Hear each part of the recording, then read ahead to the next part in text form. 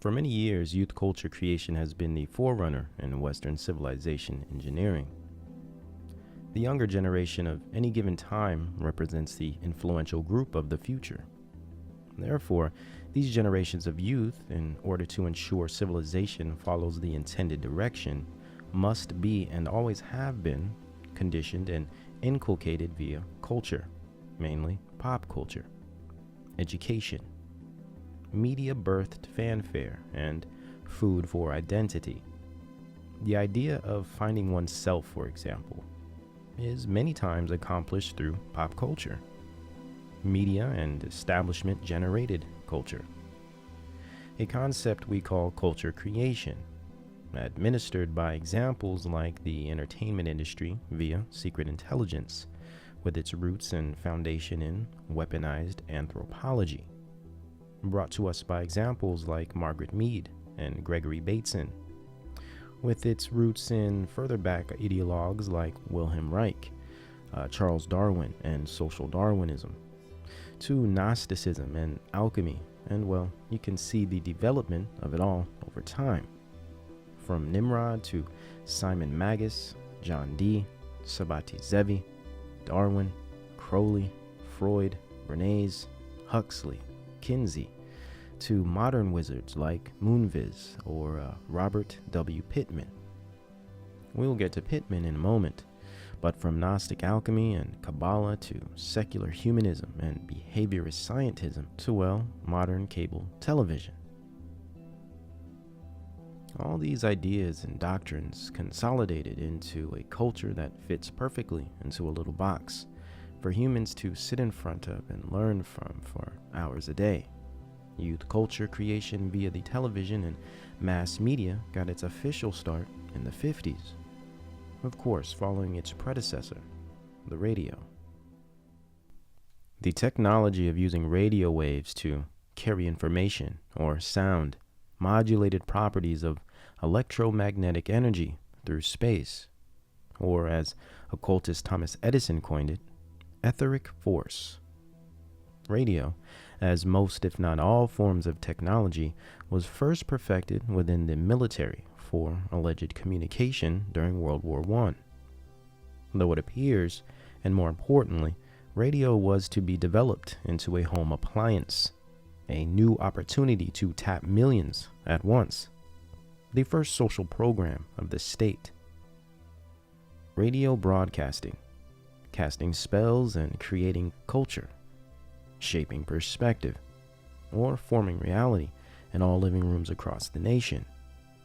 Similar to how the television would follow suit, and then the personal computer, and now the handheld mobile smartphone. One of the first uses of radio was social engineering from the beginning. With Franklin D. Roosevelt, radio was used to sell FDR's new socialist regime called the New Deal of the 30s. At once, millions were reached with one message: mass acceptance and a joyous reception via the newness of American technology, and the relaxed state of comfort in one's own home, huddled up with family members, enthralled by the voice peering from a box. The New Deal was a welfare state prelude program that was sold to America single-handedly by the radio broadcasting system. A great source for a look at radio propaganda of this time is the book Psychology of Radio by Cantrell and Alport. Cantrell quotes, "By its very nature, radio was a powerful agent of democracy because it penetrated all levels of social, political, and economic barriers. Radio has the potential to be the biggest factor in shaping social solidarity."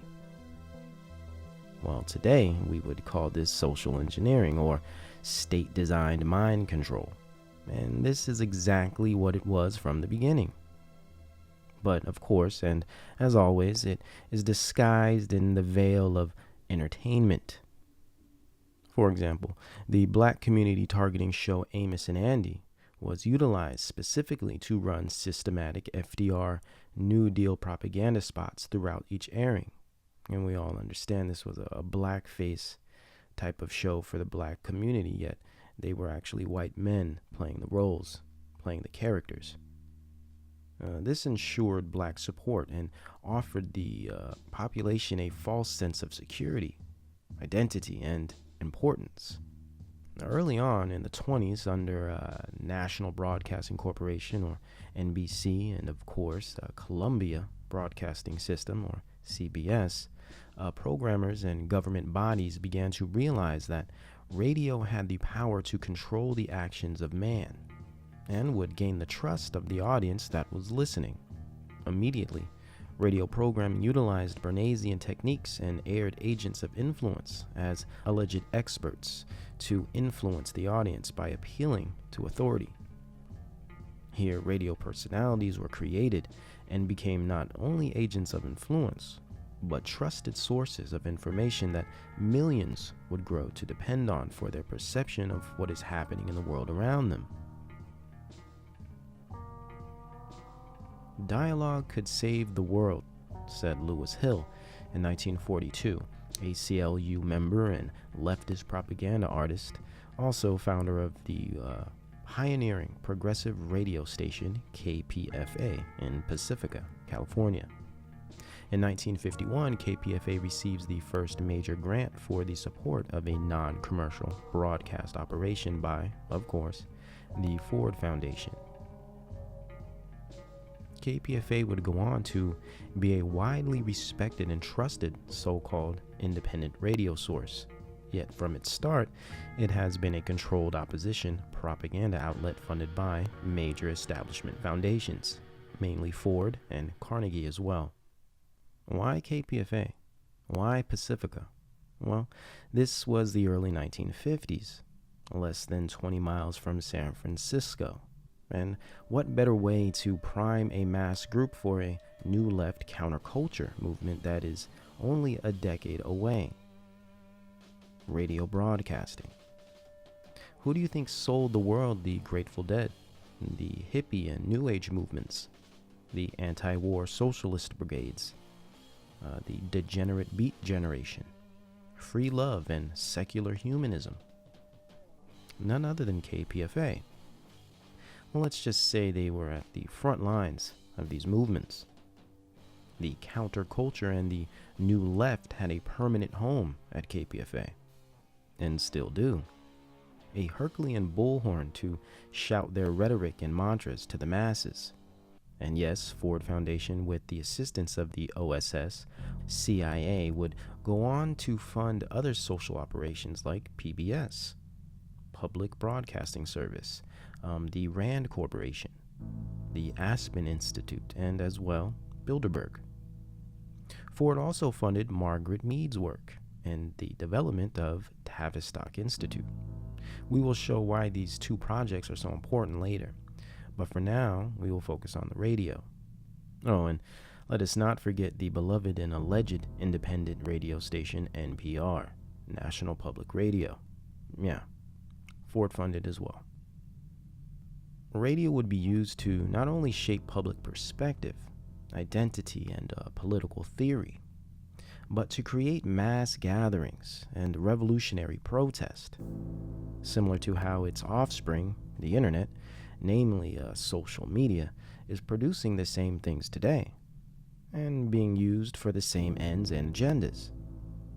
Then, just like the internet today, radio transformed a generation practically overnight, from audio waves to mass public action. But how did they know how to do this? They used music, certain bands and their attitudes, movies and advertisements, the cult of personality, and the manipulation of sound waves to literally transform society. How did they know how to use radio to accomplish all of this? Well, aside from the Kabbalist, occult, or spiritual aspects of radio that we find in Thomas Edison, we find the scientific answer for this in 1939 at the Princeton University, under the auspices of figures like Hadley Cantrell, Paul Lazarsfeld, and John Marshall.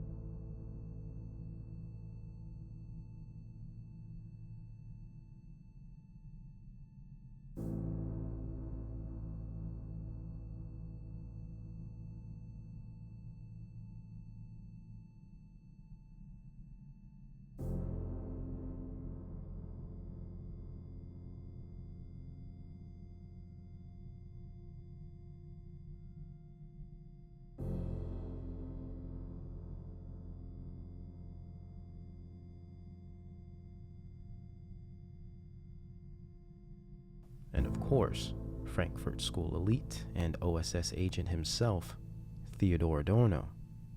The Princeton Research Radio Project set the stage for sound and media social engineering. The Princeton Research Radio Project studied the social psychological effects of messages in radio and its mass programming capabilities, or potential, especially the 1938 War of the Worlds Halloween airing, where Orson Welles aired a false flag type of story over the radio, sold as being real, but in fact it was a fake story. This would be a very early example of your first fake news. And it was done on purpose and studied at Princeton to see how a crowd reacts to dangerous or alarming information.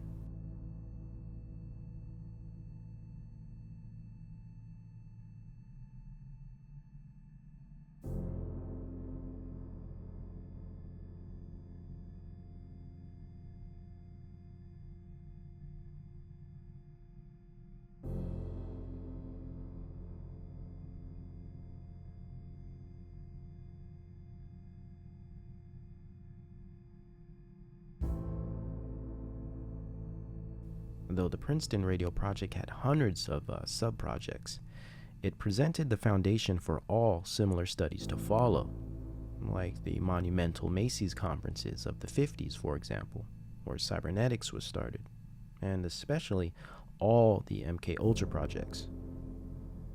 Princeton stood as a key starting point. Adorno and scientists wanted to know how human behavior correlates with music, the audio control of human emotions to find effective crowd control techniques. Audio that would or could induce mass hysteria, and overall, the creation of manageable subcultures via music and sound. Melodic and rhythmic organization. Establishing radio and television as a meta-analysis of mass subjectivity. The Princeton Radio Project also studied the dynamics of music, sound, and light, and the electronic development of bioenergetic psychoacoustics, coined by Jack Lacan. These studies would later bring us light shows and sound shows we saw in the psychedelic era, in raves and music festivals, and in clubs and casinos.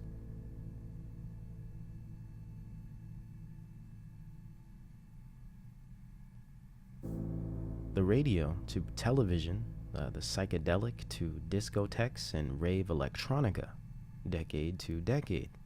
All these eras find their psychobiological and technological foundations in the Rockefeller family-funded Princeton Research Radio Project of 1939.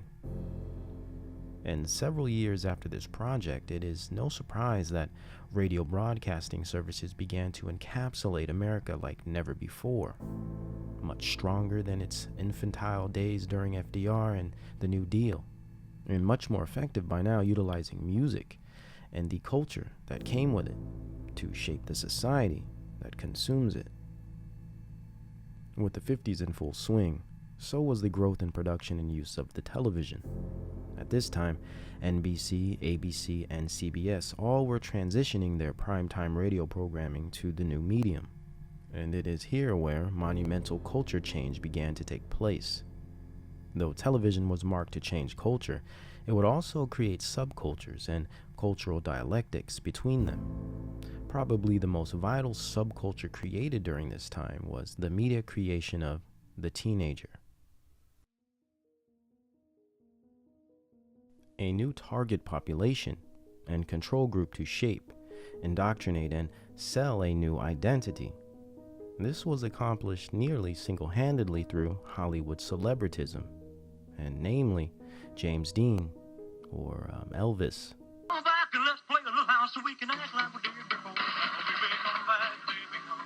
It's shocking. I watched him gyrate his legs and swivel his hips. And our parent-teachers group feels he should not be on television. And the new teen film propaganda campaign that was unleashed on the American public via cinema and television, and of course, music. And to add to identity, things like blue jeans and the automobile were included to round out the parameters of this new, hip, and rebellious youth, or better, teen culture. Not only could they sell this group products, but moreover, they could sell them ideas, a lifestyle, and in result, manufacture identity and change a generation and the future forever. This new rebellious teen culture would pave the way for the beatniks and hipsters, or the counterculture of the 60s, and the new wave culture clubs of the 80s. During the infancy of television programming, Hollywood celebritism, and major media networks in general, the 1950s was an era where science, alchemy, and global government proponents were not only entertaining Americans, they were actually structuring state-of-the-art mind control behind the scenes. The Macy conferences officially brought physical scientists and behaviorists and psychiatrists together at the same table to study the dynamics between human behavior and machines, and the effects of technology on the humankind. Moreover, what types of technology and which types of techniques would be required to predict, explain, and control the behavior of humans. It is no coincidence that immediately as these conferences ended, music industries, Hollywood productions, and television programming blossomed nationwide. At this time, Stanford Research Institute was building Disneyland in Anaheim. Hugh Hefner was debuting Playboy magazine, and Alan Dulles was beginning the MK Ultra projects. And of course, Frankfurt School's Theodore Adorno just published his authoritarian personality piece, formulated and released on the UC Berkeley campus, which of course spread like wildfire across all universities. National mind control was now at its peak growth period. Media, science, technology, education, all angles were being covered, with Ford, Rockefeller, Carnegie, and Mellon foundations fronting the bill, while the OSS, CIA, American Jewish Committee, CFR, amongst many other think tanks, put all the pieces in their proper places. But in order for Adorno and Horkheimer of the Frankfurt School to bring in their new age left, or Margaret Mead and her Wilhelm Reich-inspired license to be a pervert, or free love culture fantasy to become a reality, American culture had to be destabilized.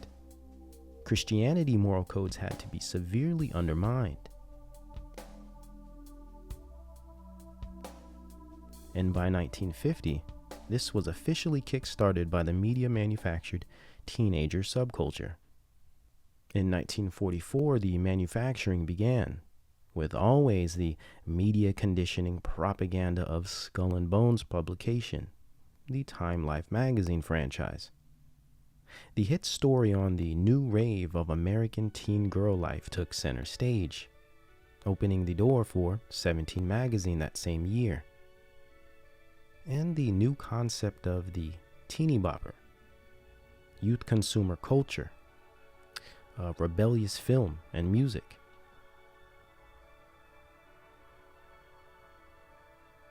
Serial dating and premarital sex in automobiles. Time, Life magazines, amongst other mainstream publications, have always played major roles in the formation of culture, specifically the directing of culture and engineering of subcultures. Of course, the bebop and swinger scenes catapulted this new teen craze, the hypnotic dance and trends of dress, the identifying music and intimate lyrical content and romantic song concepts, leather jackets and tucked cigarettes in t-shirt sleeves, saddle shoes and bobby socks, poodle skirts and jukeboxes. All these things were not only fresh and exciting, even attractive, but in many ways were commonly forbidden. But through the allegiance of radio, television, and music, The state and its trained social engineers were determined to normalize these new and provocative concepts. Now, I know, to us today, these concepts appear rather innocent. Yet it's important to understand they were mere entry-level ideals, set to be tweaked and polluted over the decades to come. See, this had to be done in increments, perverted over time, to eventually bring in the new dark age, the postmodern techno-cult and Aeon of Horus, New Babylonia. So to begin this complex process, radio had to be perfected in the Princeton radio projects.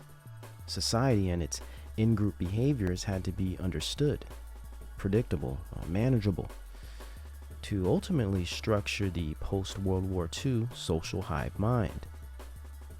Once the state earned the trust and control via radio broadcasting of the public, the culture had to then be disjointed and splintered into subgroups, mainly parent versus child.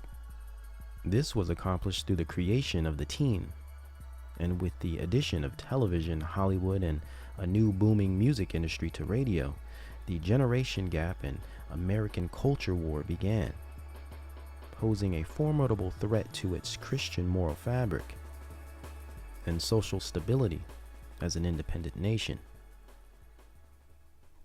It's just a matter of putting first things first. If God is in charge of the universe, then doesn't it logically follow that we are responsible to Him? And therefore, isn't it up to us to seek His will for our lives? To find out why we are really here on this earth? To discover how God wants us to use our talents, our abilities, and our energies? With all of the challenges facing us, isn't this the first and the greatest? To find ourselves and our destinies in God's plan.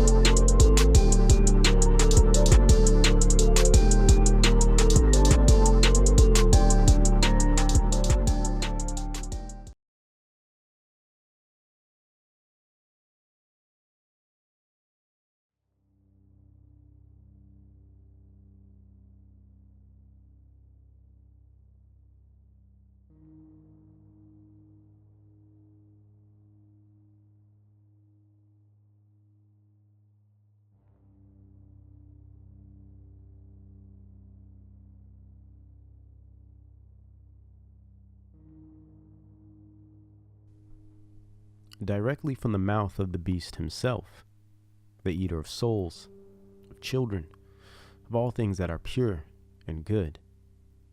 Now, whether one believes Crowley was a successful magician and sorcerer, or just some heroin-addicted, sex-crazed pedophile that liked to play dress-up, Aleister was a forerunner for the dark awakening of the 20th century, the new age that has been rapidly taking shape since around 1963. Surrounded by his mission to bring the Aeon of Horus, the crowned and conquering child, casting a spell of mass depravity, and epidemic of fascination with children as sexual objects, and society in itself acting, feeling, and behaving as children. Impressionable, curious, yet vile, perverted, and demented. This spirit was unleashed in 1904 when Crowley received the Book of the Law in Cairo, Egypt. This spirit was aimed to bring on the age of Horus, a new age where will to power is the law under love, and love means nothing more than desire, limitless desire, that is. Disobedience rules the heart, and darkness carries its followers. Liberation through transgression, freedom through lawlessness. Some would say Crowley had the biggest impact on contemporary culture. He did not start this dark spiritual movement, yet it was continued through him. As one of many children of Satan, he was a conduit, a vehicle for the New Age and occult revival of the 20th century. As a seminal figure in the evolution of our debased popular culture, it is important that we evaluate where his marks were made and how they still seem to remain to this day, and have only intensified in their effect. Crowley helped evoke a massive wave of cultural transformation by use of three prime elements: sex, drugs, and art. I will be chronologically revealing how the Crowleyan philosophy has, behind the shadows, shaped and indoctrinated and manifested our socio-cultural fabric to present day. What do I mean by art? Or should we say the arts, which are entertainment, poetry, literature, paintings, movies, and music. See, Crowley believed art is magic and magic is art. He recognized it had the ability to induce direct change in the mind, influence material reality, and by use of performance art, as in plays or concerts, the magic of art could induce psychophysiological transformations in the event or ritual's participating audience. Very similar to the same conclusions and motives of the sorcerers behind the Princeton radio project we discussed in part 1. Eventually, you will see how all these ideas tie in together, all the mediums intersect, and all the witches, scientists, and entertainers and artists are in the same business, with the same goals and under the same dictating force. Whether they realize it or not, the show must go on. Though Crowley is oft celebrated as a rebellious enemy of the status quo, he in fact was an heir to an aristocratic family. His parents were members of the Exclusive Brethren Order, a high-level sect of the Plymouth Brethren, an occult Quaker order of Gnostic Christians. He also attended the elite school Trinity College in Cambridge. Yes, the same school pioneering which John Dee attended. Crowley had very deep power elite ties and always worked for the engineers of society. As a deep agent of MI6 and confidant of Churchill and well-known statesman in many Masonic lodges, Crowley's ideas and presence left indentations throughout the earth, inspired many men in high places, and helped develop a dark awakening that would change the world for generations to come. What is important to understand here is not so much the abilities and actions of Crowley himself, but the value system that he advocated, the culture, the spirit and worldview that he embodied. The same value system, that same spirit, has echoed throughout the decades, though changing its tones here and changing its wardrobe and tempo there, it has always remained, lingered, festered even. It has grown on the back of society like a wicked fungus, as we now find ourselves dead center of a new age and aeon of Horus. But how did we get here?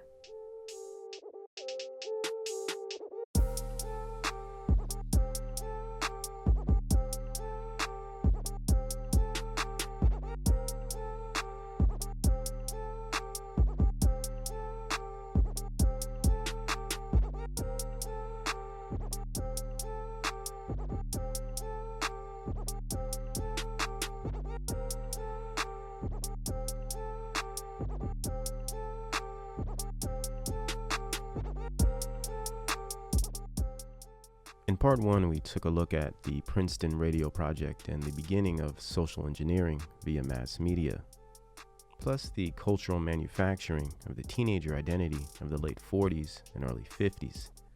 This brings us to about 1953 in our timeline.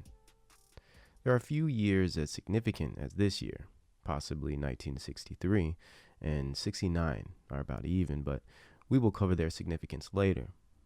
And 1953 was sure to be a game-changing year and birth of a new movement, new technology, and new influences on the culture that would systematically bring in the New Age and Aeon of Horus, what some may call the New Babylon or Age of Aquarius.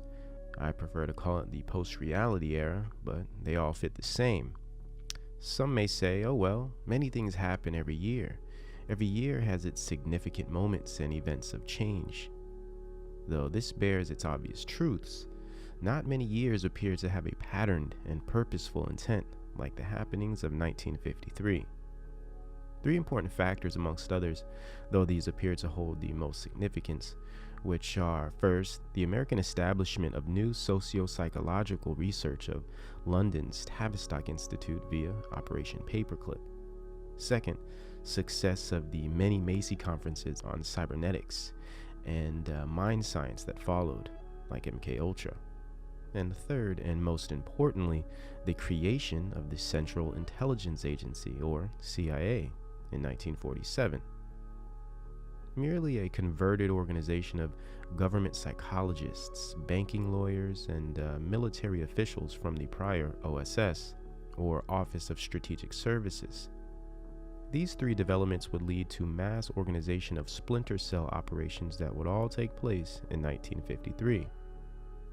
These operations all focused on four specific areas, only by way of a deep studied and practiced knowledge in the occult, psychology, and anthropology, of course. These areas were human sexuality, mind-altering substances or drugs, and media, and its relationship with behavior. Sex, drugs, media, and mind control.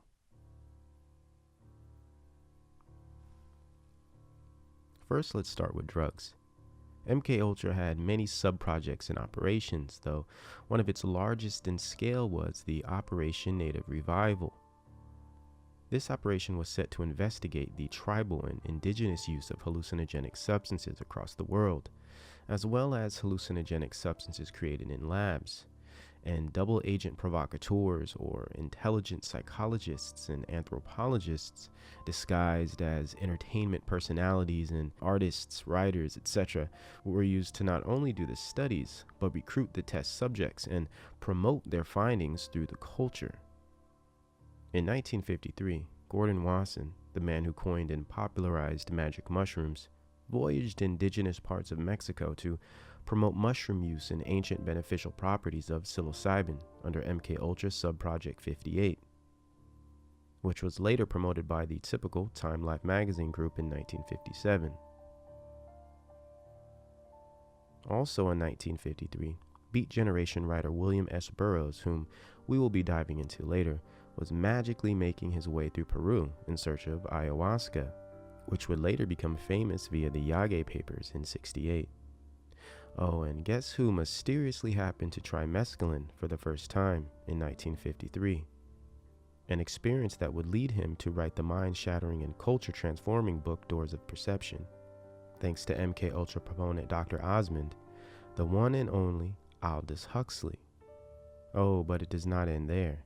To join in with this mega pantheon of agents of influence, we have none other than the aforementioned CIA technical services that approve use of LSD for MKUltra sub-projects across the United States. Mushrooms, ayahuasca, peyote, and LSD.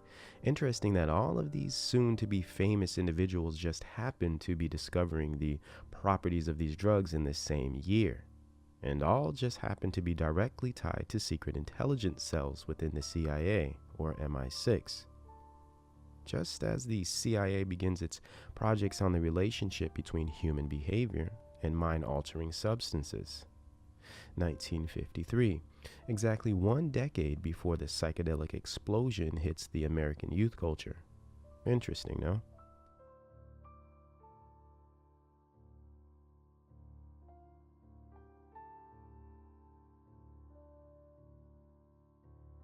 Next is human sexuality. In 1953, the Kinsey Reports released the groundbreaking Sexual Behavior in Human Females, written by Crowleyite and good friend of Kenneth Anger, Alfred Kinsey, changing our perception on sexuality for women forever, and included the single most influential publication on the male libido in history is formed by trained psychologist and CIA operative Hugh Hefner with the Playboy magazine. Ron Jeremy is also born this year, one of the most famous pornographic actors to date. These two would go on to form a wrecking ball in the American moral establishment, damage we are still sustaining today. In media, well, Alan Watts, another key New Age figure we will be going into later, starts his mind-bending mystic philosophy program on the Infinite KPFA radio station in 1953, setting the tone and preparing the conditioning of a soon-to-come counterculture, New Age worldview. And possibly most grabbing is the introduction of the color television, right in time for the surge of Hollywood and entertainment that brews in the dark studios of Southern California and New York City. Should we also mention that the same year, and oh so conveniently, Mega Food Corp Swanson released the American staple meal, the TV dinner, opening up the new market of convenience food, all to make your life easier and keep you in front of the television as much as possible, even while you are eating, taking the typical family away from the dinner table where bonding and values are experienced and learned, to be atomized into separate units plugged into the show or news propaganda of the evening, which leads us directly to the concept of mind control.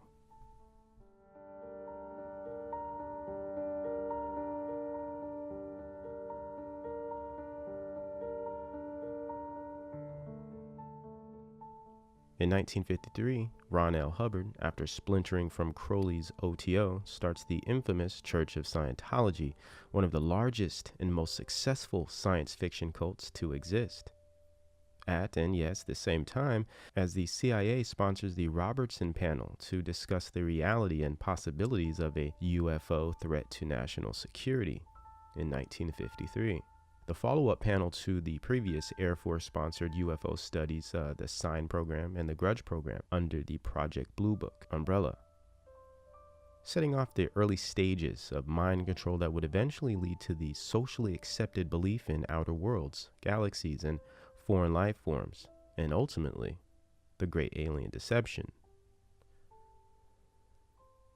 So when we clearly see that the intelligence operations regarding drugs, sex, and aliens were being researched and developed pre-1960, even within the same single year, it does not make it difficult to understand the rampant evolution of these concepts found in society today, and why those whom have little to no knowledge at all on this history would call you crazy or loony for questioning it. Drug use, pornography, science fiction, pop culture in general, all of these things have been strategically manufactured and utilized to influence that which makes you, you. This patterned history and across-the-board intelligence agency involvement and funding makes it even more obvious how all these things have and always have had to do with nothing but mind control, social engineering, spiritual possession, and cultural creation. But let's continue. Also beginning in 1953 is by far the most significant social movement in American history, one that would capitalize on the development of the rebellious and outcast, jaded teenager. A movement that would bring all creeds and colors, kinks and quirks together into a humanist lust and spunk ball of pleasantly confused chaos. Postmodernist, tough stuff bad girls and bad boys, rebels without a cause. Or was there a cause?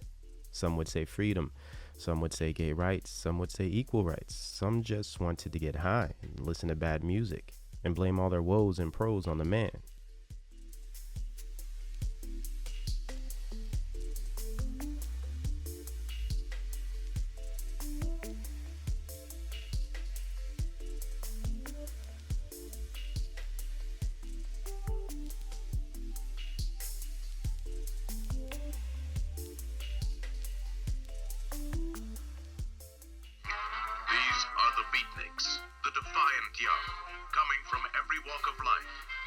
Suppressed emotions and mocking the everyday course of modern society, intent on striking back as they wage a battle for their right to be heard. Getting pushed around so long, you start pushing back harder and harder. You get to like it. You feel like somebody. This movement of rejects and rebels were moreover addicts and narcissists, plagued by idealism or the obsession with things being equal, with life being fair, as if one is owed a fair and ideal experience on earth from birth. Similar to the SJW movement we are witnessing today, the Beats suffered a pathologic angst that fed on their minds through their destructive and malignant culture. As a base philosophical worldview, they were a postmodern movement. They practiced and preached postmodernism. What's postmodernism? Well, it's essentially the perspective and value system of the liberal or libertarian New Age. There is no objective truth. God is most likely an alien planet somewhere or a giant cube in outer space. And that's if God even exists. We'll have moral relativism, non-aggression theory, sometimes a little scientism, sometimes a little pagan spirituality. Pretty much anything goes in postmodernism. Whatever floats your boat or sinks it is okay and accepted, as long as it agrees with postmodernism. You will find materialism, humanism, and mainly an utter disdain for anything Christian, anything with a strict order, categorization system, form, rules, maturity, and objective moral law. Postmodernism aims to deconstruct thousands of years of a developed Western worldview. It is the acceptance of insanity as sanity, beginning in collectivism, unity, love, human rights, etc., and then ending in transhumanist technocracies and global police states.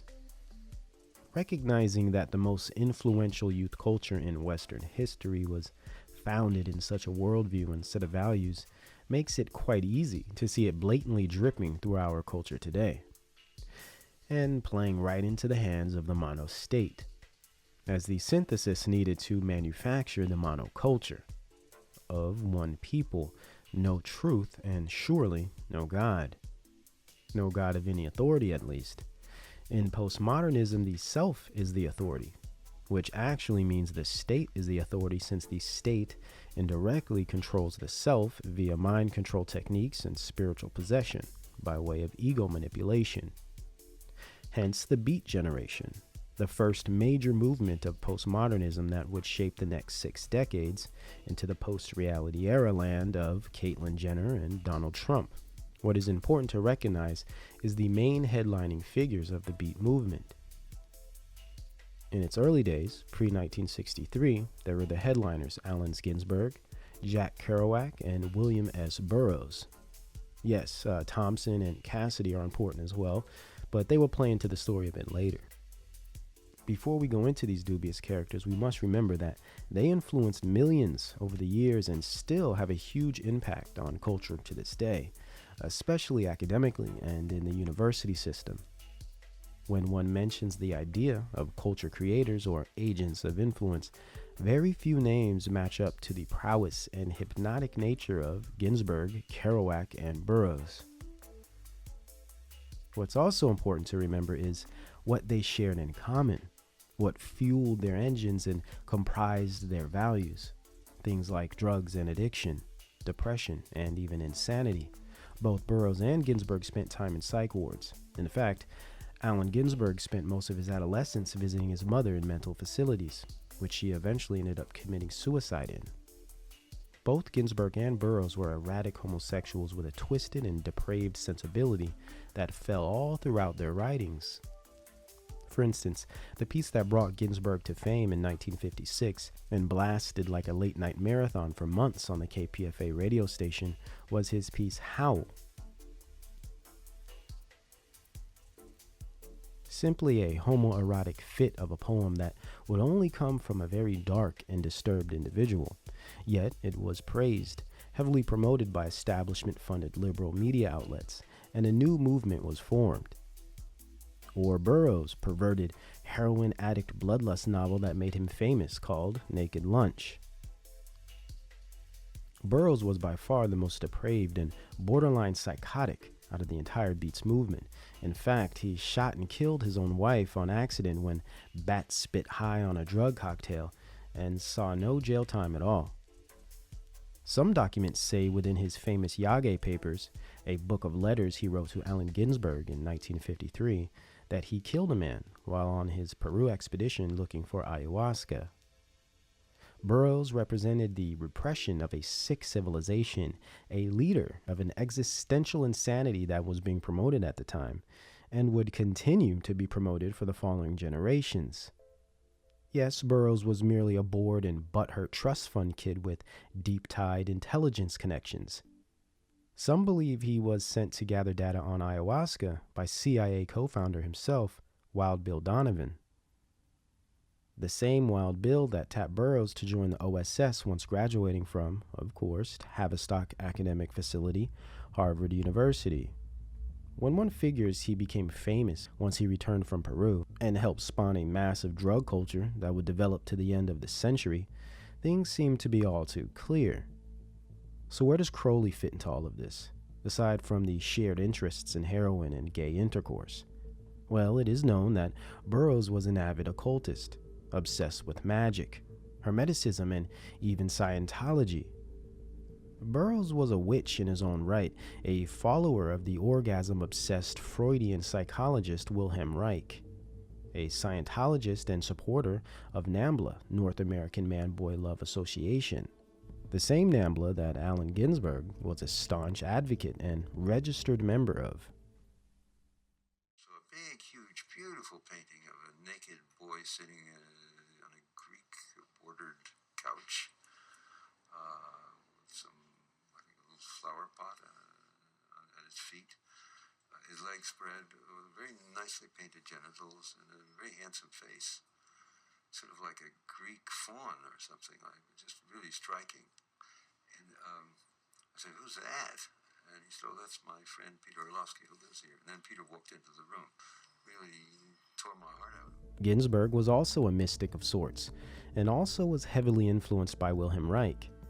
So influenced, he even wrote him a letter directly when he was in college at the University of Columbia, where the Beat Generation was formed until it moved to San Francisco and skyrocketed, mutated, and transformed into the counterculture in 1964. Ginsberg was a spiritual freak of nature, a beast-minded fiend that came across gentle, loving, and tolerant, inclusive.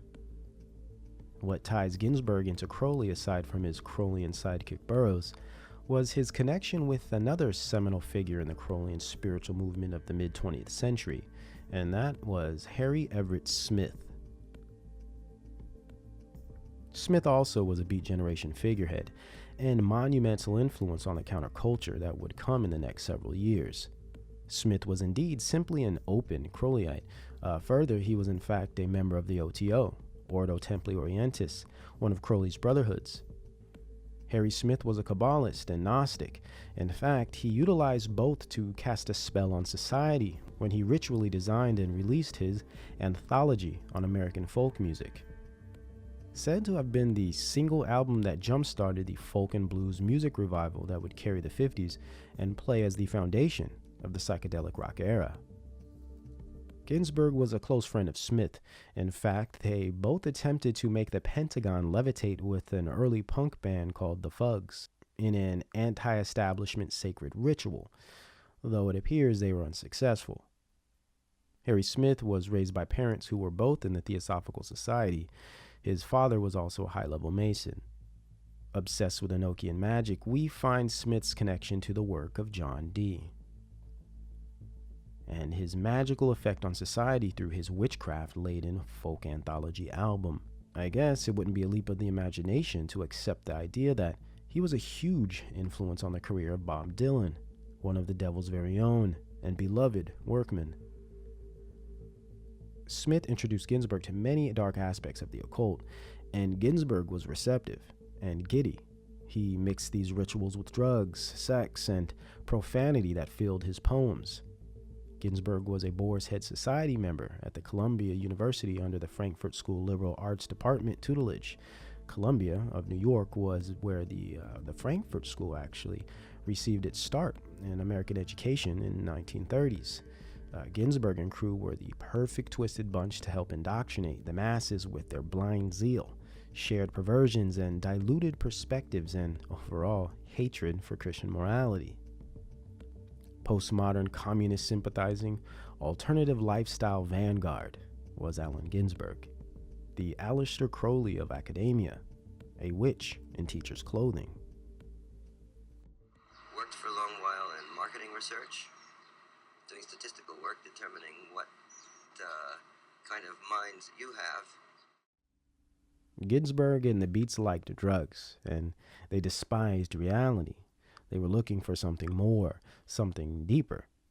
So it is no surprise they were big fans of Aldous Huxley, who was enjoying his book Doors of Perception fame, and with assistance of Tavistock Institute of London and the Central Intelligence Agency, he developed a mind control program called the Human Potential Movement, which would be the ticket that brought the hippies, or at the time hipsters, together with the Beats and along with all the other fringe New Age groups to create the counterculture.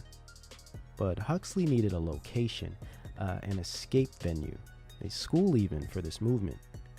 So in 1962, the Esalen Institute was started, a spiritual resort facility constructed on an existential voyage into reality and postmodernism of French and German psychology, psychological theory, mixed with Eastern mysticism and the humanities. What bridged the gap was Michael Murphy of Stanford University and the Beat Generation celebrity Richard Price, who would be one of the first Beats to join the Institute, and along with him came Ginsberg and all the rest, together to form a new humanist liberation front based on love, insanity, drugs, and promiscuity. The Epistemology Center for the New Age and premier drug-based mind control project of the CIA under Operation MKUltra, and only the groovy, hip, and far out were invited.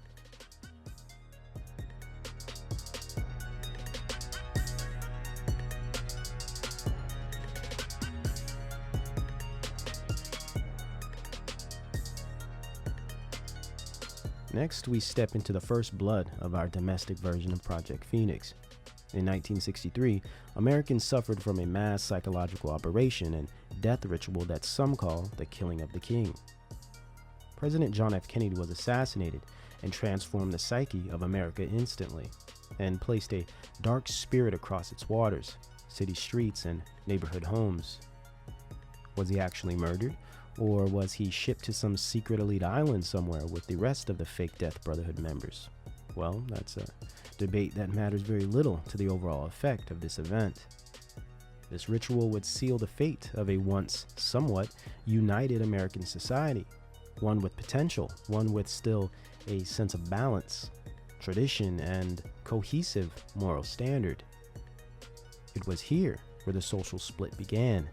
The mental break of a nation happened that day in America, and it appears as though the entire event was set, designed, and carried out to produce this precise reaction. A clear representation of a mass trauma-based mind control technique.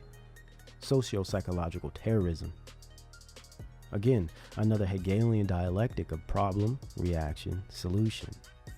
Unleashed on society in time to offset any possibility of social balance, priming them for the new wave of enmity, incoherence, jive, and propaganda that would be smashing into their lives over the next several years.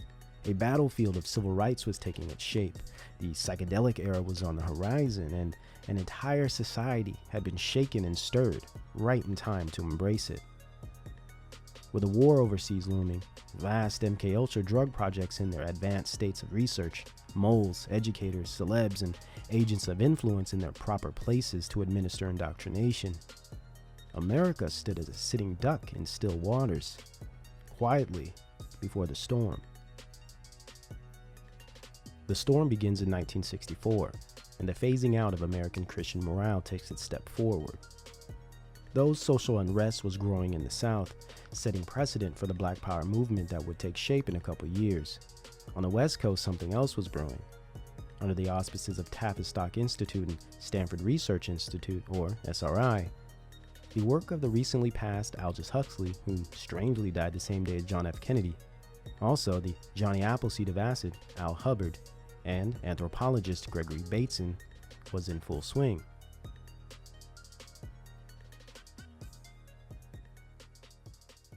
The The Human Potential Movement via Esalen Institute promoted the doctrines of Gregory Bateson and Gordon Wasson's native revival projects and normalized hallucinogenic drugs and mood-enhancing substances to the Beat generation and its followers.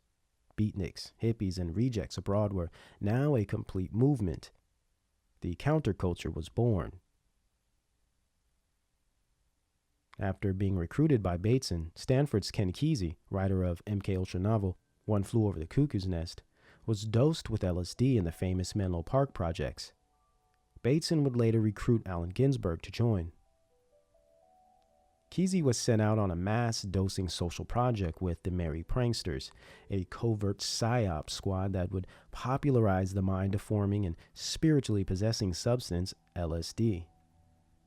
Neil Cassidy, popular Beat Generation member, would become the driver of the Merry Prankster party bus, named Further, tying the Beat Generation right into the psychedelic era.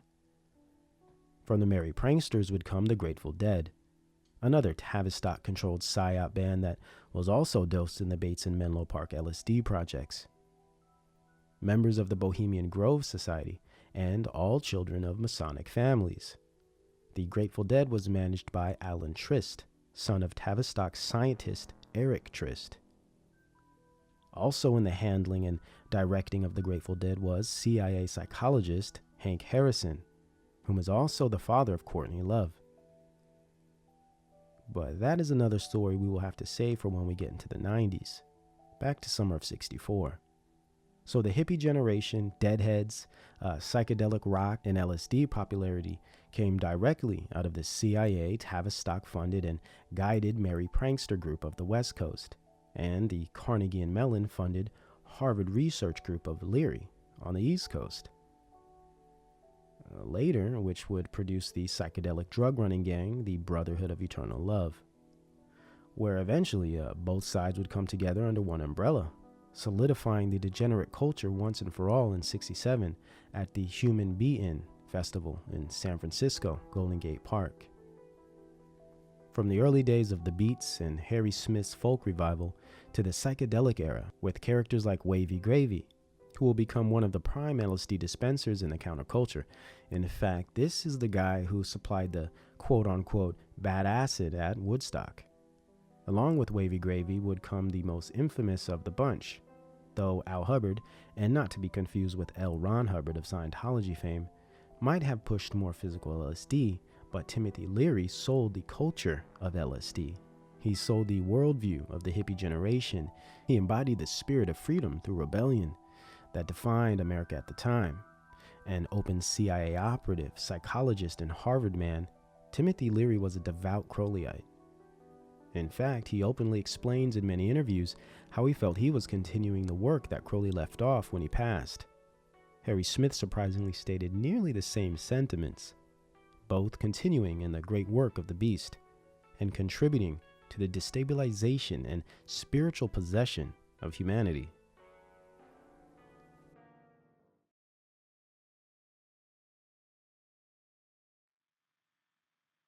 They're looking for magic. Because there's a moment when you see something like that, there's a crack in your mind. And that crack lets in all the light. It opens up all the possibilities. It just goes, wow, did you see that? That's the moment. That puts them in touch with the invisible.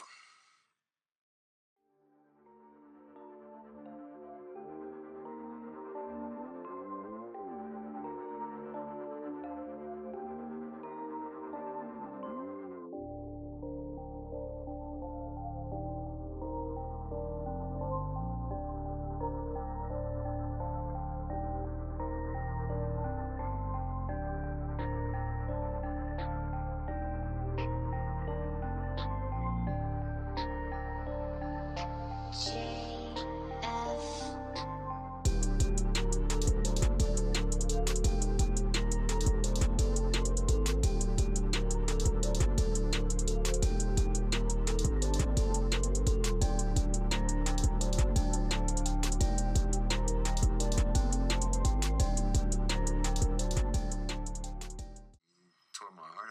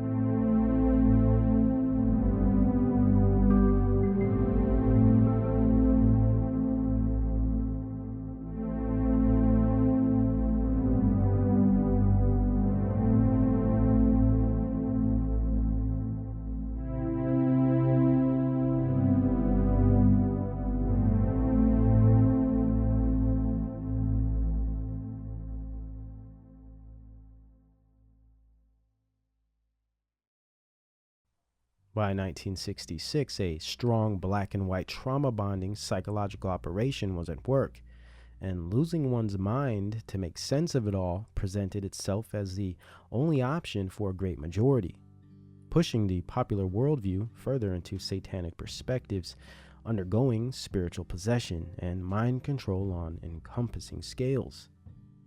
So it would only make sense that the media joins in on the programming. In 1966, the fantasy genre started to, out of nowhere, explode. Adding to the space and alien programming, the popular show Star Trek was first aired, creating a subgenre culture within itself. The Batman show was also released, and grown men today in 2017 are still watching Batman. Space Ghost became an instant hit for the kids, and you know they always looking out for the kids. Oh, and the subtle and sexually suggestive game Twister came out for all the whippersnappers and partygoers, right around the time birth control was being more accepted and avidly pushed into cities and counties via Planned Parenthood. Interesting. 66 would also spawn the beginning of the Great Occult Revival, and solidifying in 1970, starting with the 66 foundation of the Church of Satan in San Francisco, formed by Crowleyite Anton LaVey. Many famous celebs would join this church, and many other cults and orders would pop up over the next few years, popularizing Crowley and his work, nearly bringing him back to life in a way. The Rolling Stones and the Beatles would have a great deal to do with this. Since they all were devout Crowley followers, they couldn't help but make Crowleyan material. They would push the Crowleyan philosophies through their art, weaponizing it and transforming the culture into something ugly, something sinister and ancient.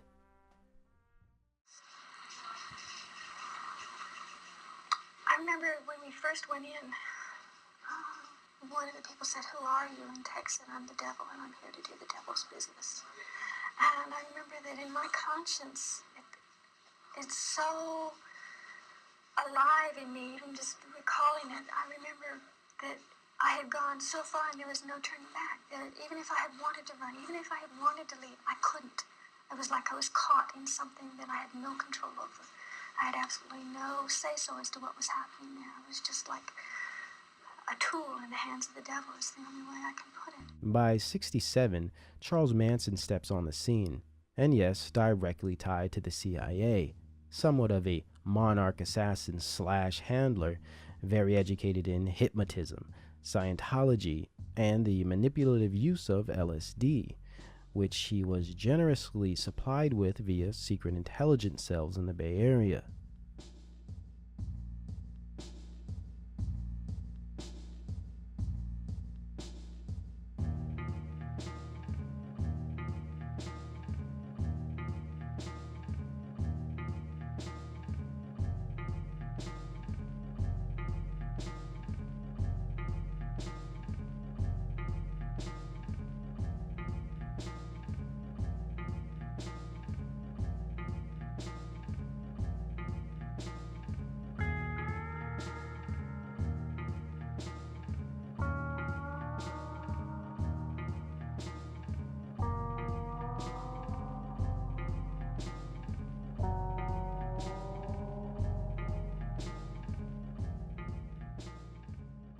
He took up residence in Berkeley and wandered the streets learning the area and its people.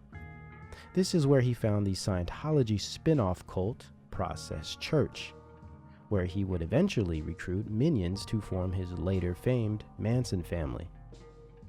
And not at all surprising, Manson came directly out of the Beat Generation movement and was now a hippie, indulging in LSD and pretty much whatever else he could get his hands on. Dark things were manifesting in the counterculture, and by design. Psychedelics were the mainstay and literal engine of youth at this time. The Human Beaten would be the pre-Woodstock event that officially established the culture, put on by Leary by way of mysterious drug scene guru John Starr Cook through Agent Sherman Kent, right-hand man of the illustrious Alan Dulles. Everybody who was anybody attended the Human Be-In Festival in 1967, and I imagine little did any of them know that the CIA was behind the entire function. It brought together all the new left free speech and anti-war rabble-rousers of Berkeley with the stoner tech brats of Stanford that would later bring us the internet and the personal computer through Stewart Brand. The go-between of LSD and the internet.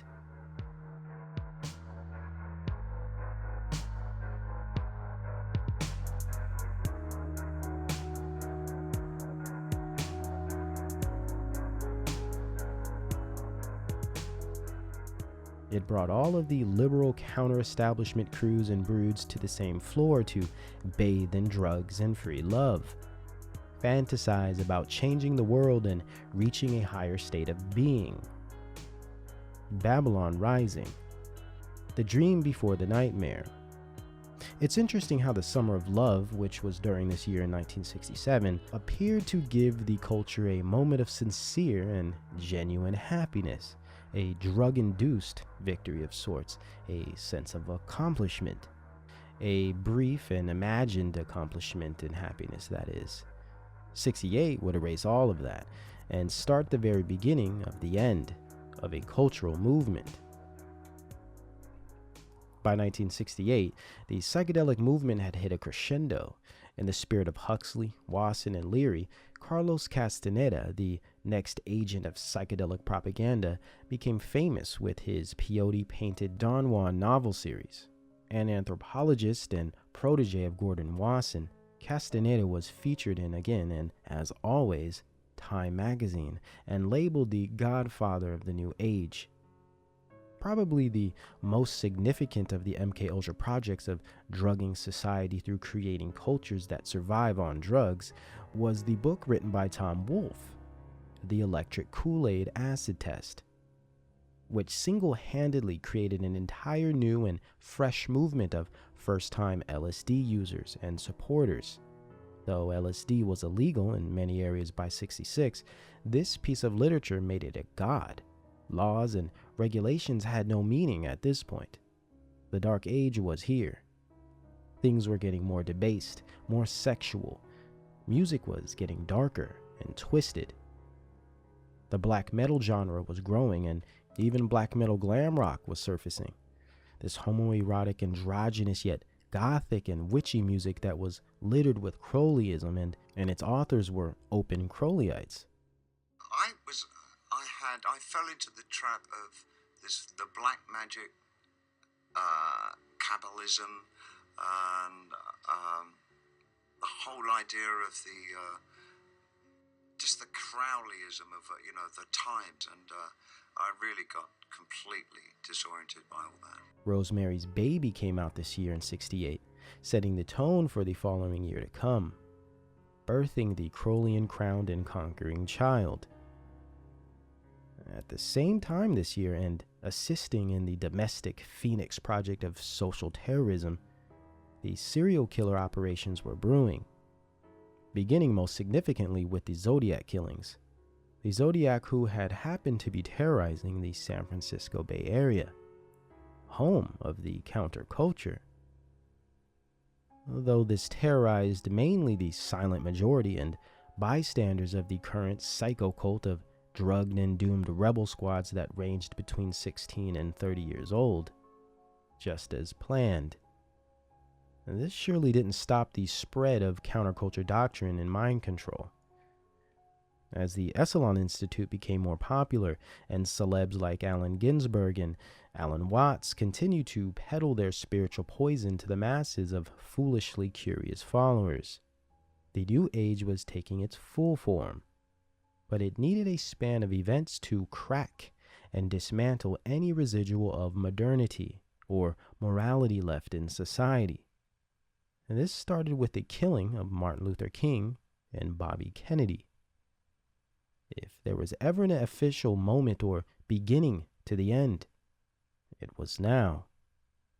The civil rights movement would take on a violent and devastating turn, and whatever hope that was left in a stable country and balanced social climate was gone.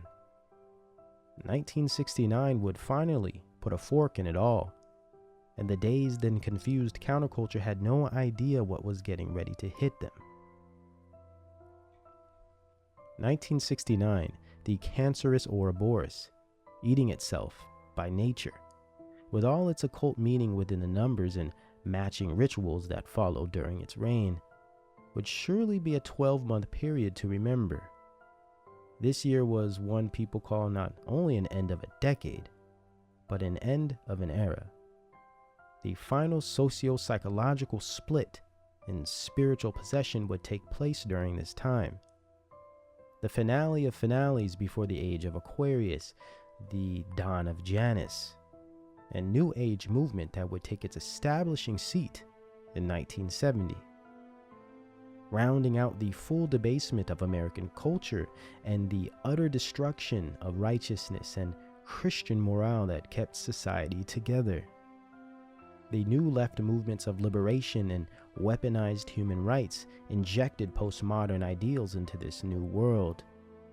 Babylonian doctrines outweighed biblical understanding, and seared consciences overruled the poor righteous teachers. Drugs, free love, and unabated reckless sexuality warped the rationale of a country, and these habits and lifestyles were spreading across the earth via media and entertainment.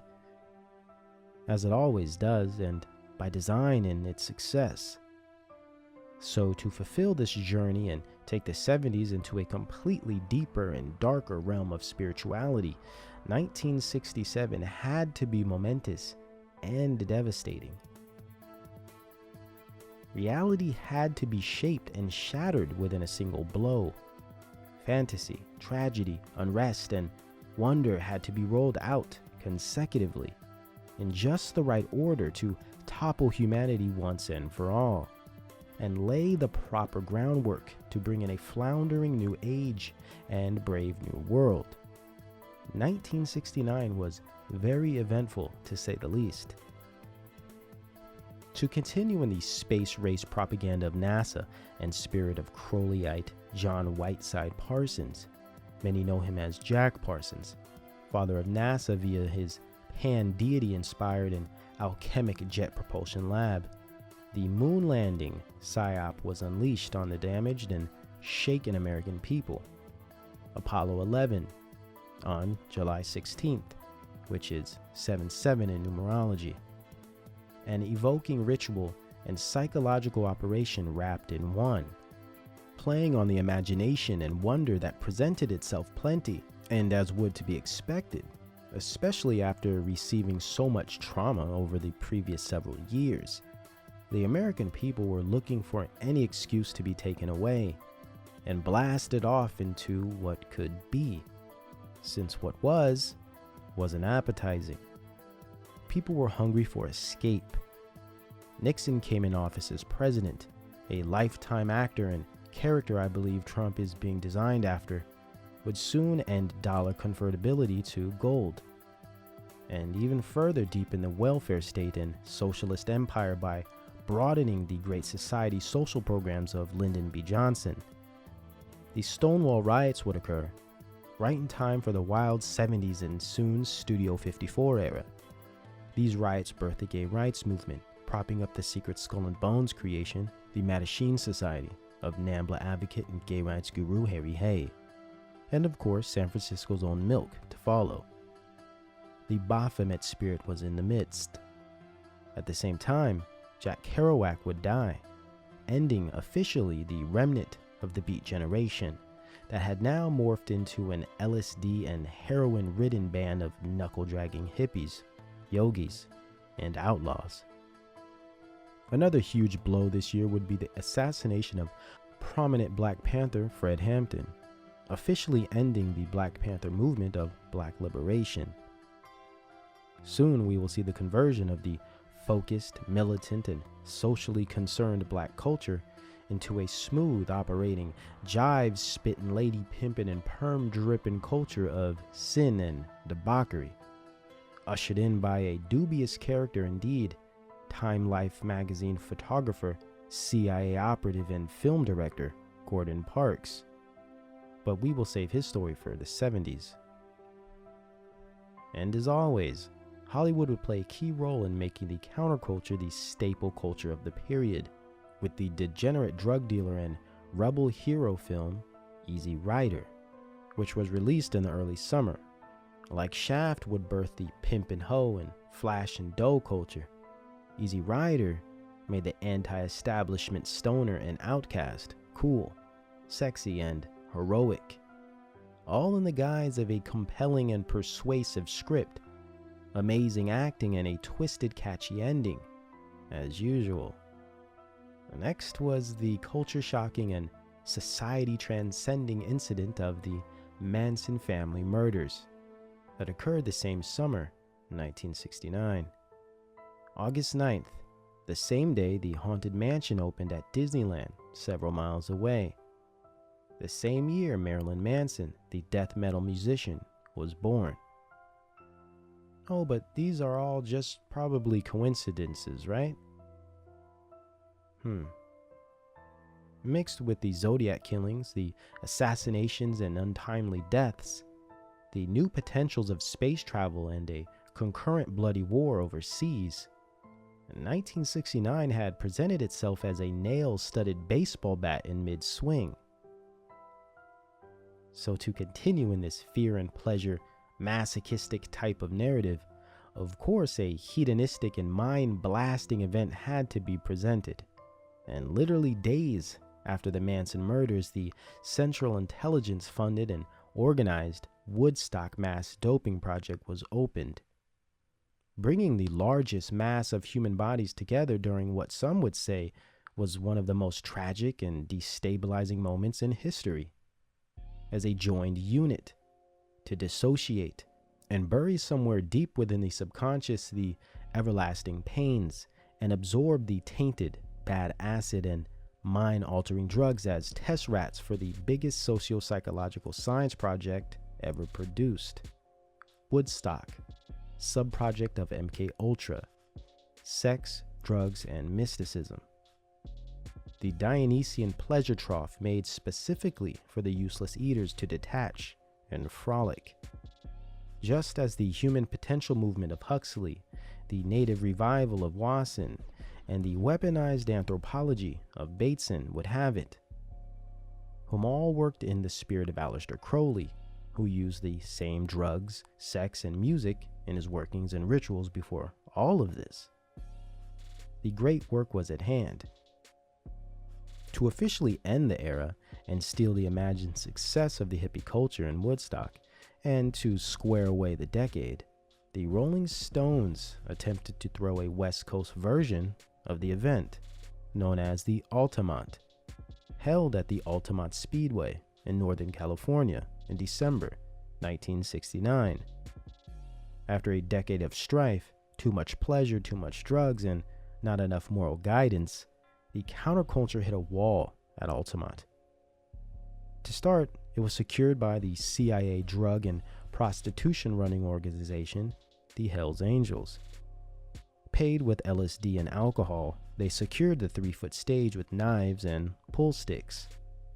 Similar to the way Rome fell, Altamont demonstrated an excellent example of climax within hedonistic movements. Violence played throughout the entire event. Overdoses and tragedy marked it with despair. By the end, 4 people had been murdered. One man even had a gun and was stabbed to death by the Hells Angels right in front of the stage. When you realize the Stones, supporters of the Satanic Process Church, devout Crowleyites, and the Hells Angels as security, more drugs than one could pack in a merry prankster school bus, and thousands of beaten, lost individuals made up the body of this event, it is easy to see what type of spirit was holding all of this together. After the Altamont concert, the counterculture as it was known was officially dead, like Sharon Tate, Fred Hampton, King, both Kennedys, and Kerouac. And the establishment had the next set of events and institutes to guide these lost and beat souls into preceding levels of consciousness.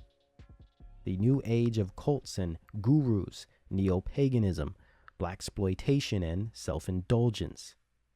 The giant leap from the counterculture we generation to the 70s Babylonian me generation that would bring us right into the 80s MTV generation. Newer drugs, newer fads, and personalities, yet same worldview, and dark spirit holding it together like a glue. Beginning with 1970, the moral fabric of America was officially torn. The hive mind was shattered, and now full-on dissociation would set in.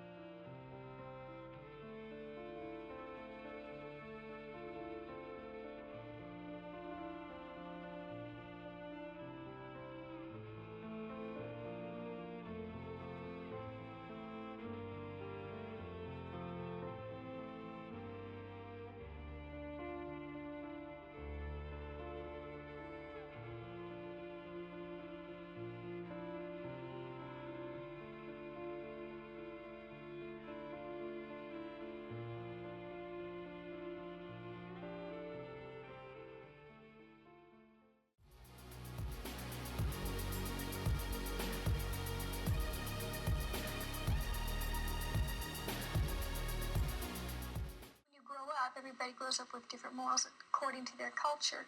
Okay, when you take acid, your mind expands beyond these moral characteristics and your concepts of right and wrong. So you step out beyond those bounds, and when you step out beyond those bounds, the imagination begins to take over. And the imagination can be a very deceitful thing. It's a fantasy. And when you take acid, you go out beyond that.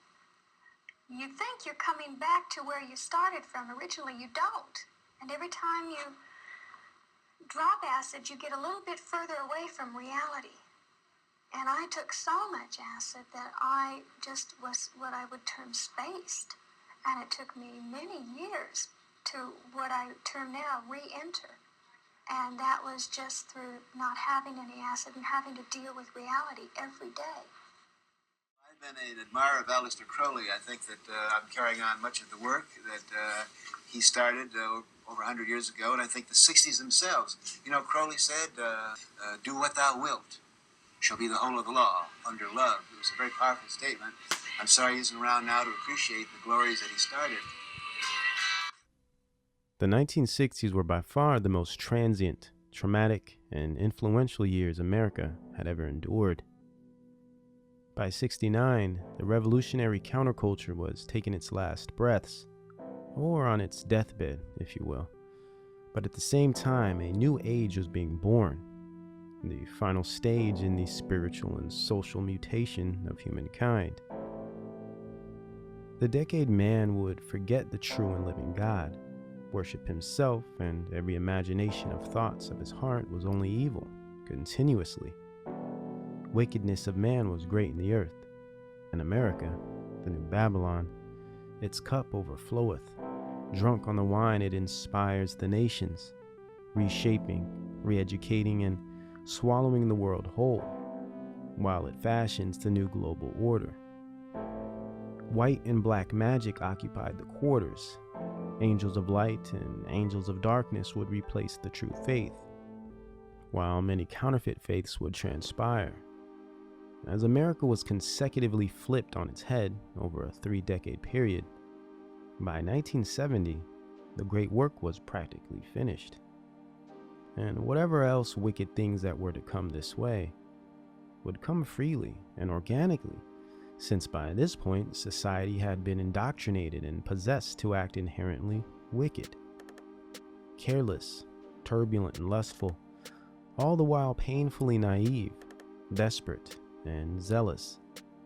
And as always, media technology, film and music entertainment, celebrity and guru-endorsed foolish knowledge of man would drive society senseless. Like putty in the hand, man was rendered endlessly malleable, yet arrogant, prideful, yet ignorant.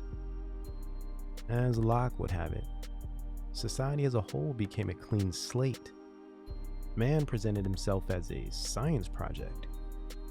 In its perfect royal society construction, humanity played servant to the beast, a place where the sky was the limit, and as it were, all your desires could be met, yet whatever you were truly looking for could never be found. Because as we know, without the eyes to see and ears to hear, one will only exist deaf and blind. And any search for the truth, no matter how energetic or sacrificial, will always come up missing. We can look at the 70s as a moment of searching because we were lost. Unfortunately, we were too busy searching to be cool, getting high, or getting off. The lust of the flesh, lust of the eyes, and pride of life. As the 70s proved so successfully, man is and always has been susceptible to the wickedness of this world. And they would be the critical set of years that conquered the will of man once and for all.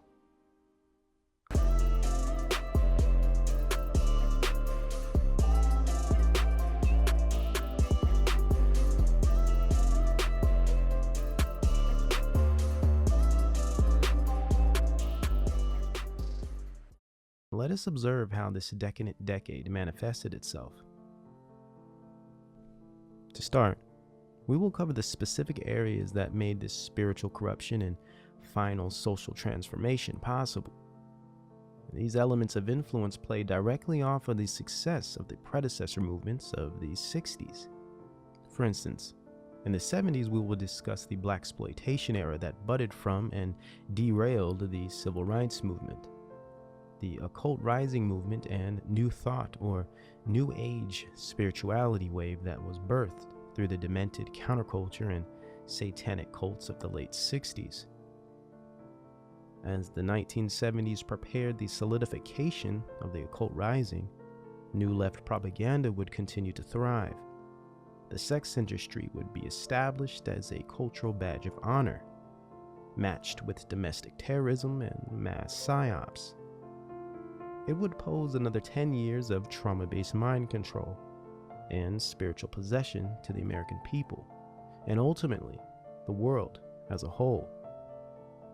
The 1970s, spawning of the occult rising, sexual and mental liberation, and the journey for self. In the final formation of the New Babylon, a key component has always been the promotion of freedom and the pursuit of personal happiness, limitless liberation, and the choice to do what thou wilt. Moreover, and aside from the flowery love and peace rhetoric, this liberty represented living free of moral boundaries, free of obedience to God and something higher than oneself. This liberty has always been rooted in the escape of moral responsibility, denial of God-ordained laws, righteousness, modesty, and the natural order of things.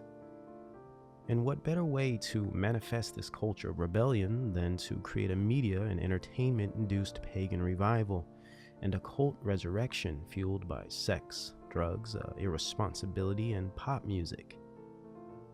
True Christian faith, meekness, accountability, and conscientiousness stood as a nuisance and roadblock to self-absorbed happiness and the desirable. In order for the New Babylon to proliferate, these ideals had to be demolished and completely removed from the minds and hearts of the people.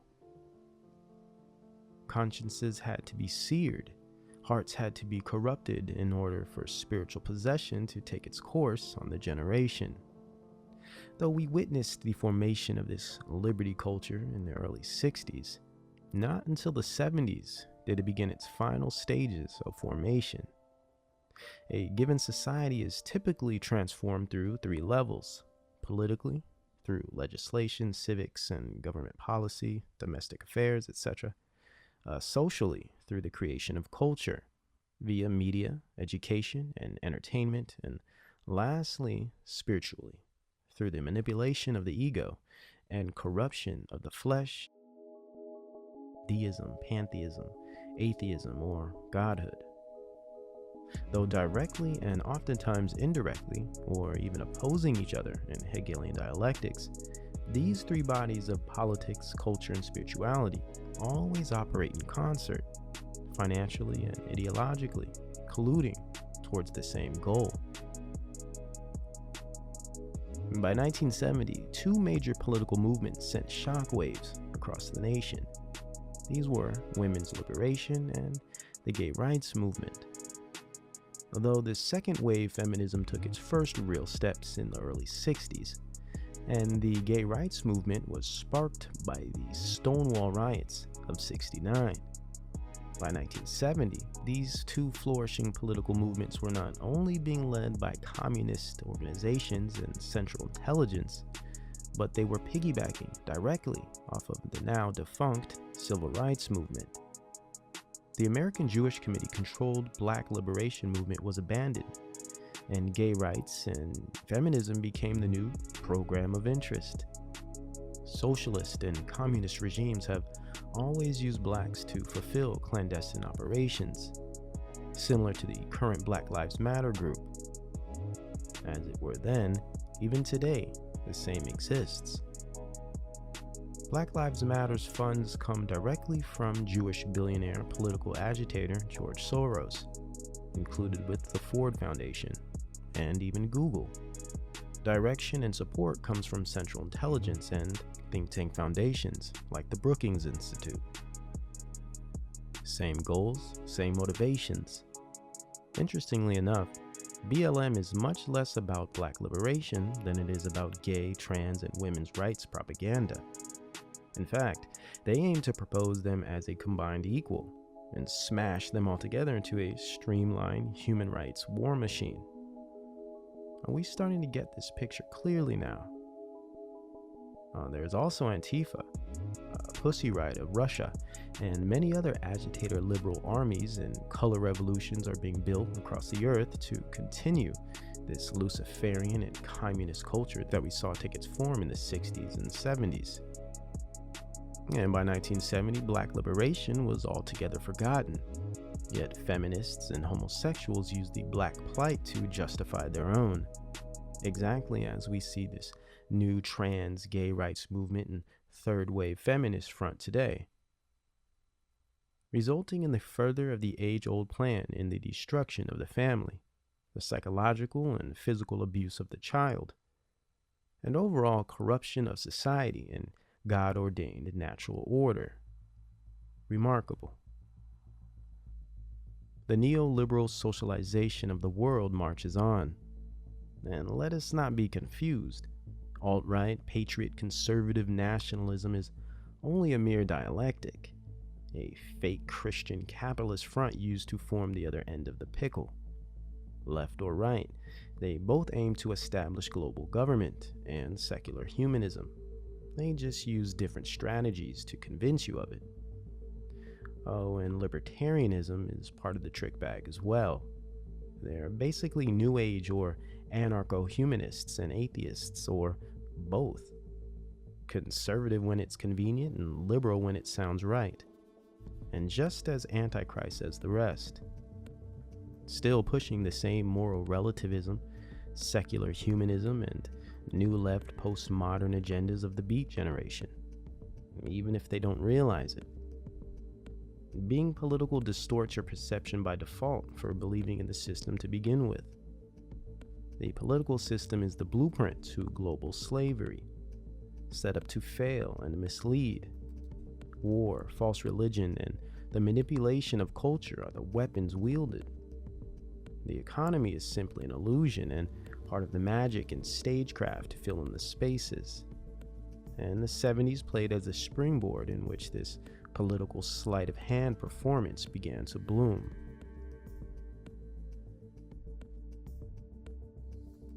Since the Vietnam War was ending, so was the activist fervor that accompanied it. But new left Chomskyites and neo-communist groups still persisted in aims to produce social unrest in the country.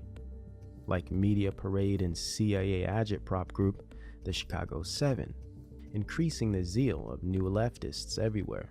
In 71, another intelligence radical front group, the Weather Underground, who formed in the vehement year of 69 out of the New Left faction, students of a democratic society, continued to make headlines for the public to fidget over.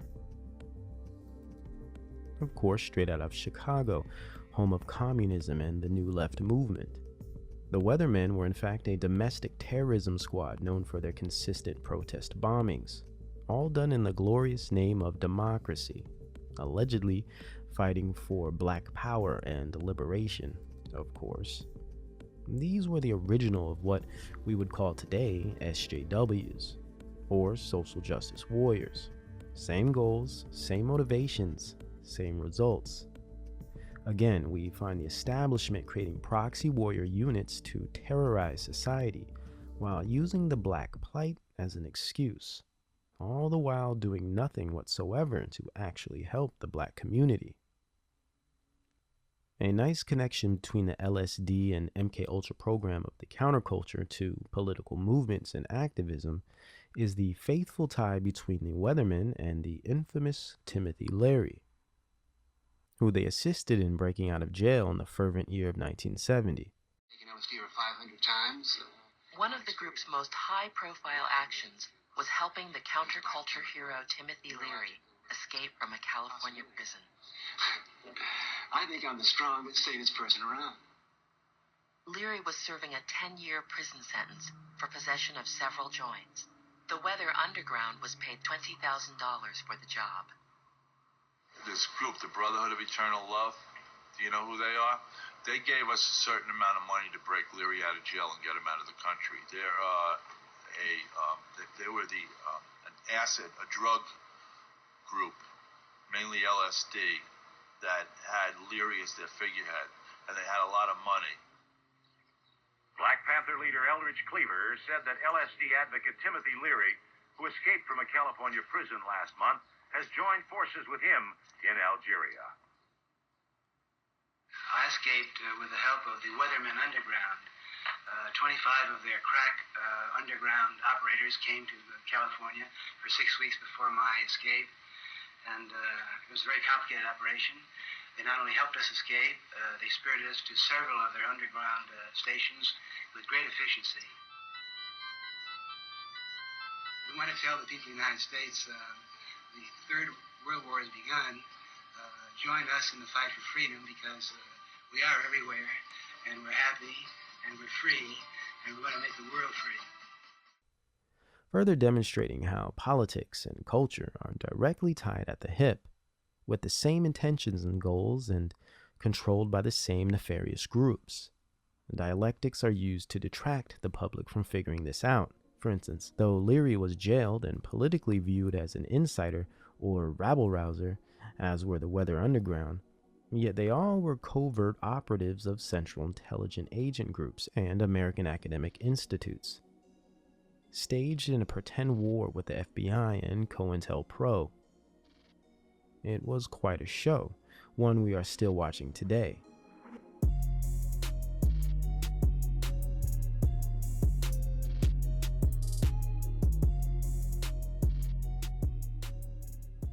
Included were the tragic Kent State shootings of '71, all in response to the propaganda-driven Vietnam War.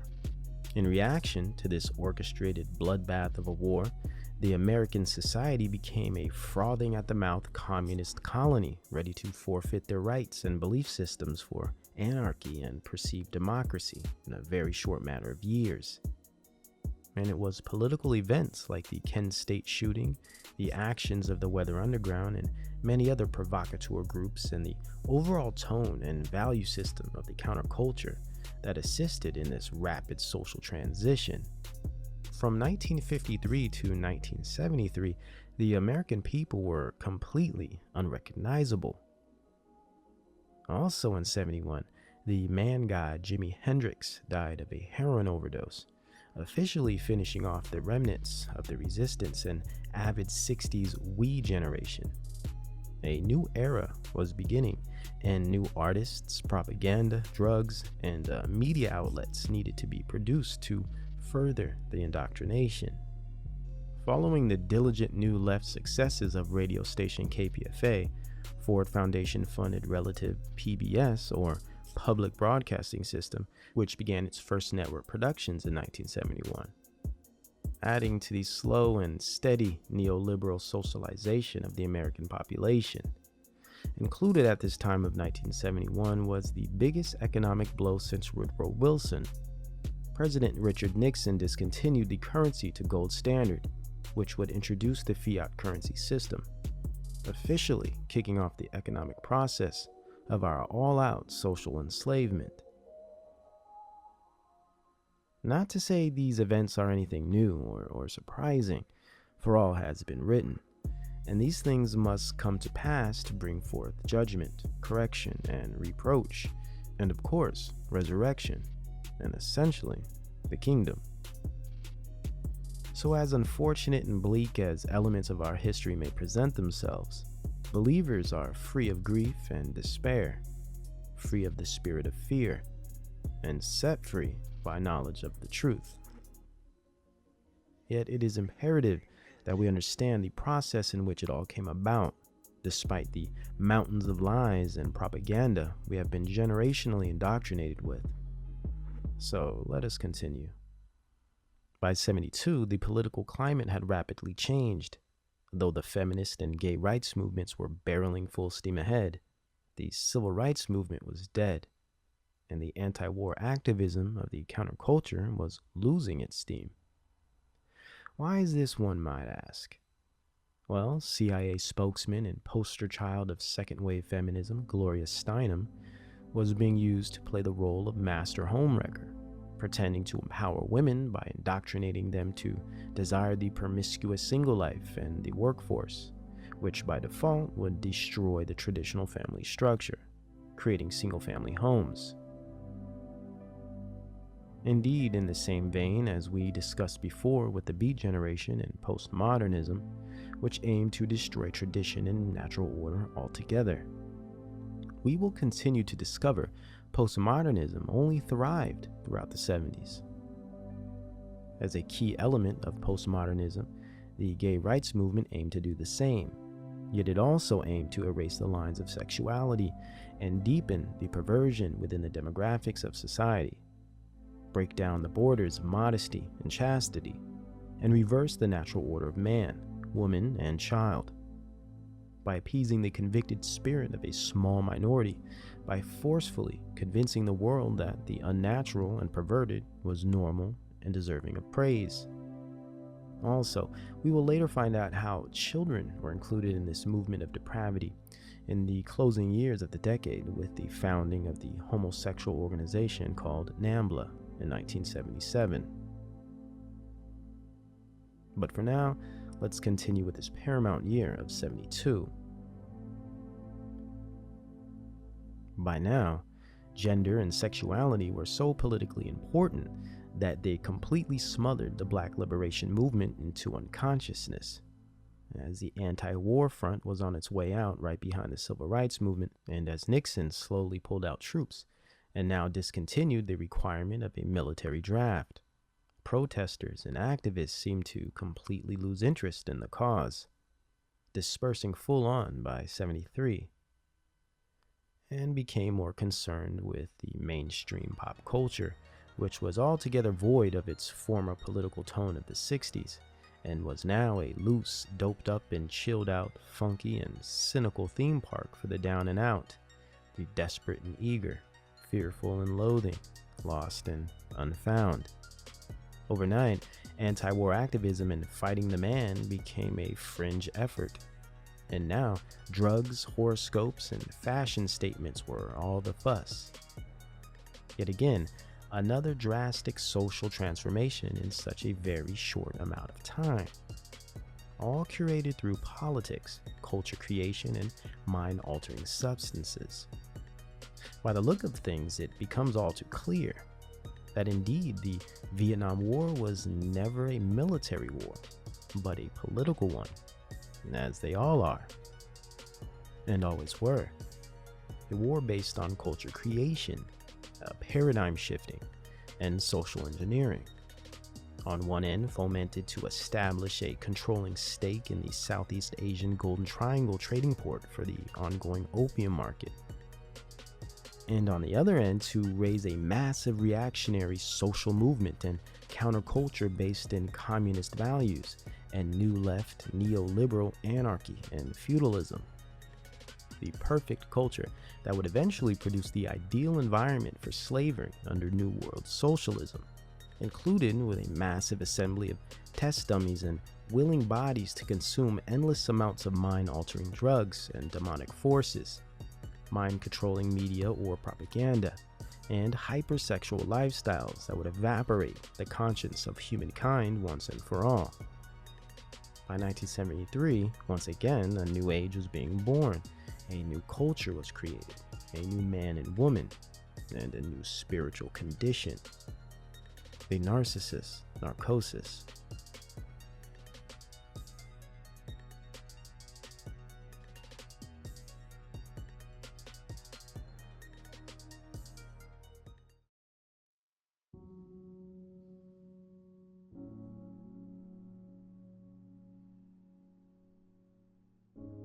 In 1972, the country was divided, dazed, confused, and subdued. The reaction to the problem of war in Vietnam was achieved, and now the solutions would be formed. New domestic industries, markets, and subcultures had been birthed. America was now a beaten, rebellious, and reckless society, a modern Babylonian sex cult. And the film industry would, by design, reflect this. The 1972 films like Clockwork Orange and blaxploitation film Superfly would depict this climate of utter depravity perfectly. Speaking of blaxploitation, we encounter the other side of the demise of the civil rights movement. While feminism and gay rights pushed black liberation into the shadows, at the same time, blaxploitation aimed to detract the focus and shatter the reality of the black population as a whole. Hardly a year after the death of Panther Fred Hampton, the blaxploitation era began, officially ending any potential of development in the black community, done so by corrupting the culture, in turn possessing the spirit, and re-engineering an entire people. This all began in 1971, and right out of the Black Panther Party. So let us rewind back to '66 to set up the development. As we discussed in part 2 of the series, Time Life magazine photographer and Office of War Information agent Gordon Parks was assigned the position of documentarian for the Black Panther Party in 1966 under the auspices of the Central Intelligence Agency. In fact, even prior, he had always made a career out of taking visceral and poignant imagery of the Black American experience, though his talents were used for espionage and the covert surveillance of the civil rights movement.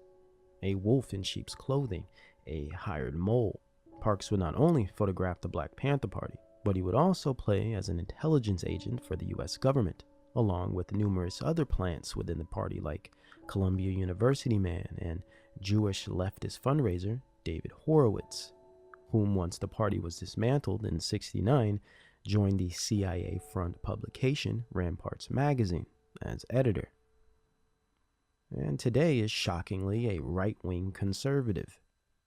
Interesting. Horowitz was also an employee for the Peace Foundation of London under Fabian socialist and eugenicist Bertrand Russell. Another prominent agent was Panther member Elaine Brown, who would play as a honeypot and eventually introduce Huey P. Newton to heroin through a backdoor drug running racket developed through Horowitz, as well as documented FBI agent Richard Aoki of Berkeley University's Young Socialist Alliance. He joined the Black Panther Party in 1966. As a top-level informant, Aoki was commissioned to provide the party with an arsenal of weapons to radicalize the group. At this point, the party took on a much more aggressive and confrontational direction. Prior to Aoki's joining, the Panther Party was innocuous, yet still a communist justice league. They were simply starting school breakfast programs and holding peaceful meetings focused on community building and education. Gordon Parks played a key role in this secret intelligence orchestrated radicalization of the Black Panther Party in Oakland, California. He single-handedly sensationalized the armed and dangerous reputation of the party by making their weapon-brandishing images famous.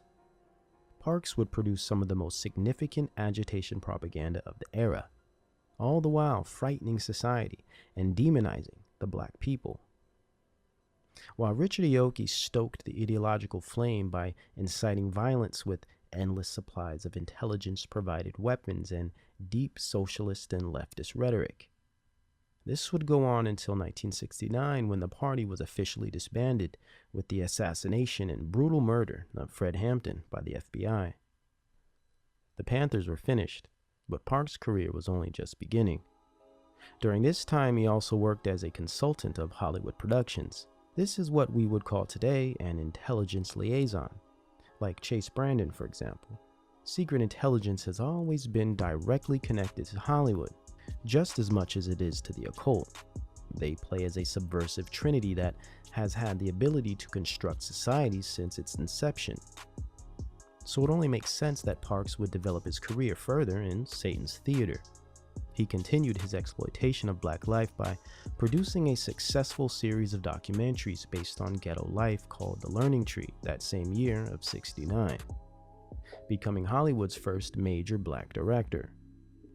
By 1971, Parks had spawned the most vile and detrimental film genre to date, blaxploitation, with breakout film Shaft. While Parks became a legend and pioneer of a genre, with the help of Jewish writers and production studios and foundation funding, of course, he destroyed the prosperity of a culture by utilizing a powerful mind control medium like entertainment to redefine and re-engineer an entire population of people. Blaxploitation would go on to attack modesty, righteousness, and all things pure and good within the nature of Black behavior. Its modification would take a disturbing turn from 1971 forward. Interestingly, he was used by the same organizations that funded and directed the Civil Rights Movement. Many Jewish organizations abandoned the Civil Rights Movement once it ceased and went on to Hollywood to produce blaxploitation cinema, like Herbert Marcuse of the Frankfurt School, an integral part of the Black Panther movement and communist-driven New Left agenda in general. Marcuse also would go on to play a big role in the development of certain types of film in Hollywood. Theodore Adorno as well. The Frankfurt School intellectuals went directly from the academic realm to the entertainment realm to help stir the pot. And well, the rest is history. Just turn on your TV today, look at any current series on the internet, Netflix, big budget cinema, any of it and all of it. We might say it was pretty bad then. Well, look how far it has come. Mind control programming and entertainment, soul-sucking garbage. Hollywood appears to be a CIA, Jesuit, Jewish alliance forged as an apparatus for social conditioning over a long-term trajectory, and granted, with many foreign silent investor partners included. This alliance indeed predates the film industry. It goes as far back as the Crusades. Guess who were the financial advisors for the knights in shining armor and red crosses? And we are aware of the coalition between the Crown and Vatican City. Though the CIA came out of the OSS, well, the OSS was a descendant of British intelligence, which goes directly back to the witch John Dee, the original 007. Further connecting intelligence, the occult, and stagecraft media entertainment. Back to Gordon Parks. By 1972, and in typical fraternal brotherhood fashion of the elite, nepotism kept the blaxploitation genre moving swiftly. A genre that I consider an intelligence-manufactured MK Ultra program, most likely cooked up in the Tavistock Institute. Gordon Parks Jr. would release the silver bullet film that defined the genre, Superfly.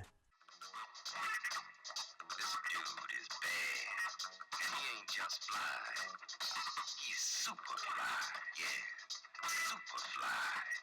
When it comes to women, they come to him, but it's still not enough. He wants a big score, $1 million in cash, yeah, the big one. This is a chance, and I want to take it now. Before I have to kill somebody. Before somebody ices me. What kind of money are we talking about?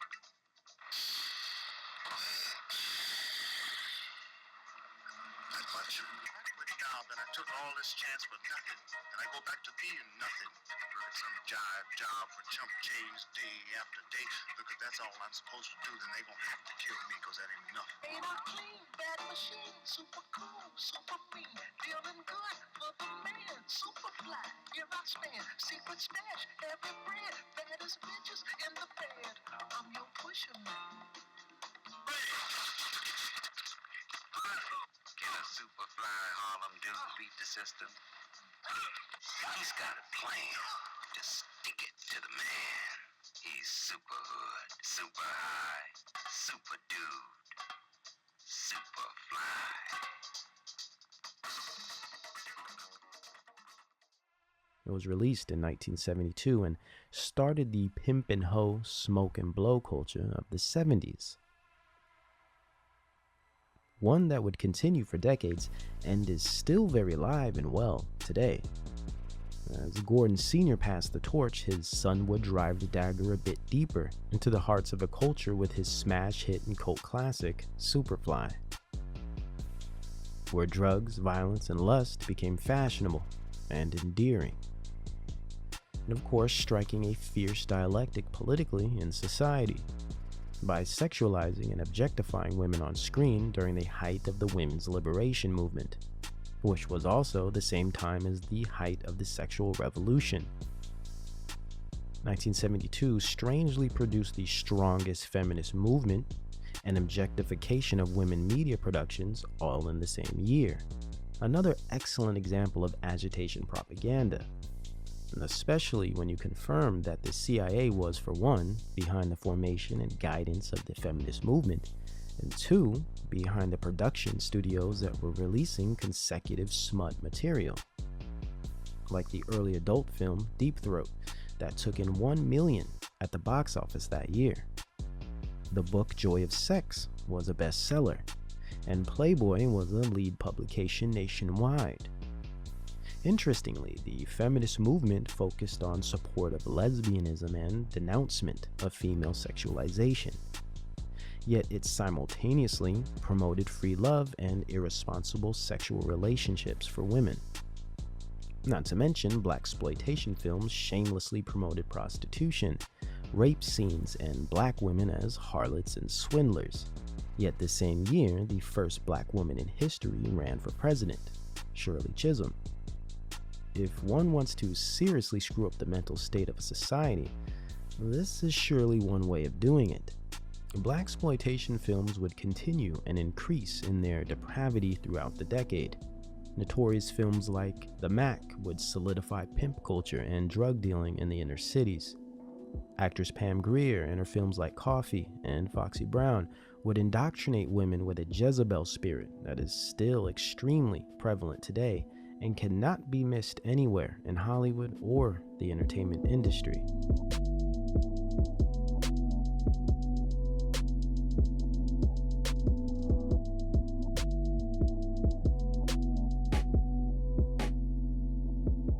To add to this, the blaxploitation film genre set the precedent for a very lucrative sex trade and prostitution industry.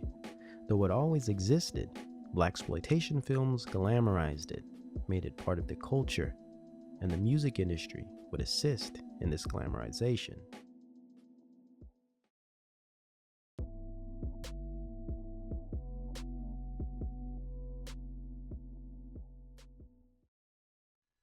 To be accurate, Parks cannot actually take credit for creating the first blaxploitation film. In fact, it was first done by a lesser-known, independent producer named Melvin Van Peebles, with his sloppy and perverse film Sweet Sweetback's Badass Song, which was no more than a sad excuse for a black liberation flick, that relied on sex, vulgarity, and violence to retain viewership.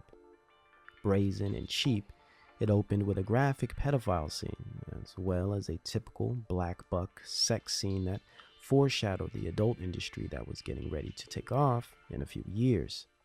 And again, the nepotism continued with his son's work, Mario Van Peebles, who would later continue the debasing legacy of Van Peebles Sr. by creating a new age blaxploitation era of his own with his cult classic film New Jack City in 1991, which set the stage for many other hustler and thug films that complemented the gangster rap industry wave of Dr. Dre and Snoop Dogg.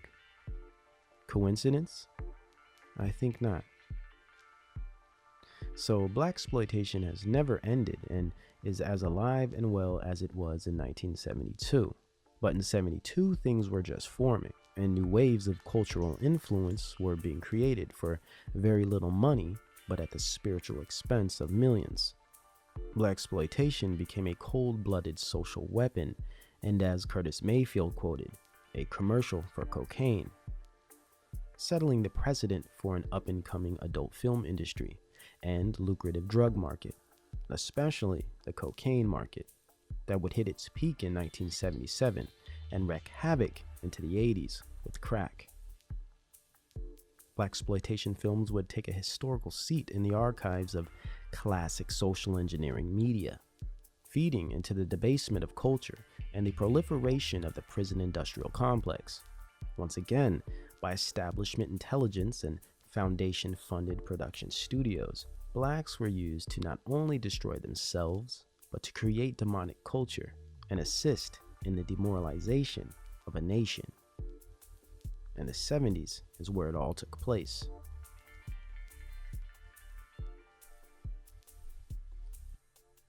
Another large-scale industry that was being structured during this time was in the area of academia, social sciences, and the new age culture of knowledge, or epistemology, which is the study of knowledge, how we know what we know.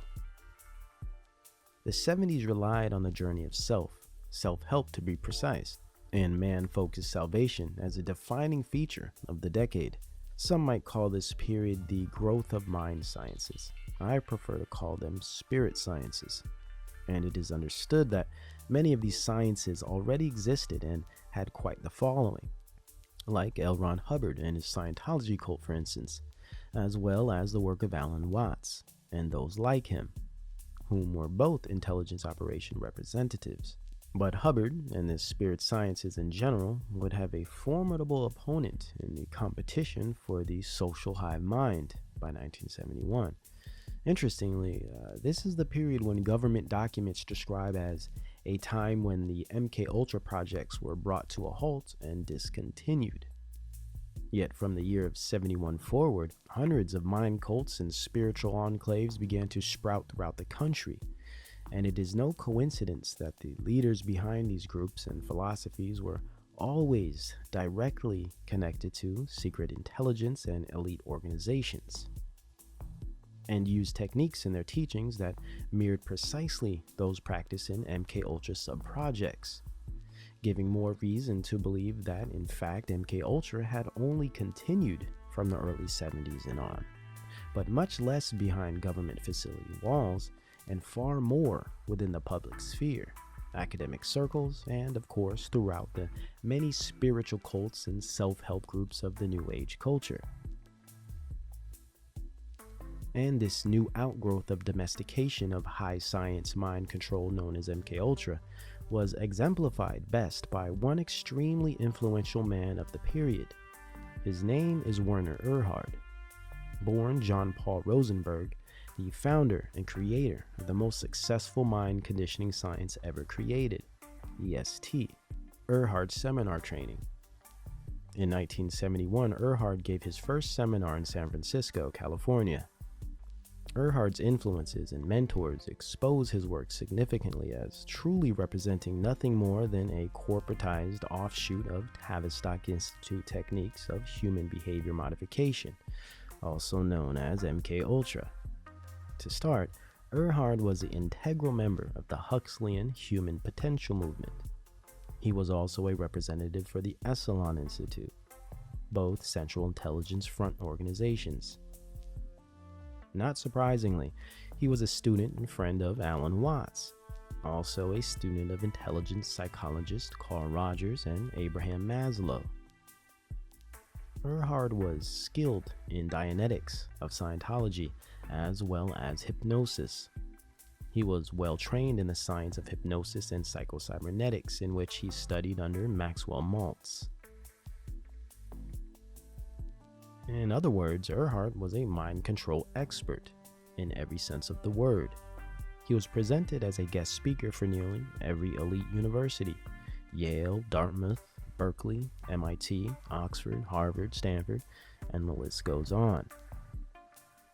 He was also an investor and associate of SRI, Stanford Research Institute, and he participated in the MKUltra remote viewing trials, along with many other human behavior and mind science studies, directly connected to NGOs, non-government organizations like UNESCO. He also started his own, a global government eugenics front called the Hunger Project, which today touts a Herculean 1 million members and representatives. Today, his mind conditioning science is called Landmark worldwide and is the most successful corporate training and team building program to date. Erhard was heavily influenced philosophically by the aforementioned Michel Foucault, the postmodernist thinker and new leftist who pushed the sex revolution to the point of his own death from AIDS after his lust-driven life of frequent San Francisco bathhouse visiting. Erhard was also a fan of Edgar Cayce, the Christian mystic and legendary channeler. Probably most revealing and connecting Werner Erhard to the MKUltra projects is his connection to his mentor and teacher Gregory Bateson, most likely the biggest influence on Erhard's work. The same Bateson who helped form the Central Intelligence Agency, kicked off the MKUltra project as a weaponized anthropology mission, and professed, quote, "You can control will and behaviors of man by capturing his imagination." Erhard dominated the New Age or New Thought movement of the 70s and attracted many famous people. Some EST members were John Denver, Jeff Bridges, Ariana Huffington, owner of Huffington Post, one of the most liberal and New Age publications to date, Joe Namath, Diana Ross, Yoko Ono, Jerry Stiller, Ben Stiller's father, and Cher, just to name a handful. Hundreds joined, and many still promote the mind conditioning seminars to the current day. Werner Erhard was also a student of the mind control program called Mind Dynamics of Alexander Everett. This was the conditioning platform that Erhard constructed his EST techniques after. From 1971 to 1984, EST was established as a kingpin in the industry of thought management and fringe psychology through techniques of Gregory Bateson, hypnosis of Mesmer, cybernetics of Maltz, conditioning of Everett and Silva, along with many other influential elements. Erhard initiated millions of followers in a single decade, which turned out to be the most successful human potential movement and mind control programs since the counterculture and Woodstock, even Esalen Institute itself. Though the program was removed, then switched to a different name in 1984 due to the death of a participant within the seminar, aside from the figures like Hubbard, Watts, and Krishnamurti, Werner Erhard was surely one of the most prominent figures in terms of establishment-produced social mind control of the 70s, a perfect specimen in which the Macy conferences aimed to manifest over time, and were successful in doing so. What we see today as motivational speakers, positive thinking, law of attraction, multi-level marketing, self-help literature, and corporate team building or group dynamic training seminars all come directly out of the mind conditioning work of Werner Erhard. Another very influential aspect of this New Age spirit science of the 70s was the impact of Eastern mysticism, Zen Buddhism, and Hindu teachings. Though more spiritual and less mechanical and psychological, as in Erhard's work, Eastern mysticism became a trend and encapsulating process of mind control of the time. As in EST, these mystic teachings of the East were heavily supported and promoted by celebs and entertainers, even politicians and elite establishment organizations like the United Nations.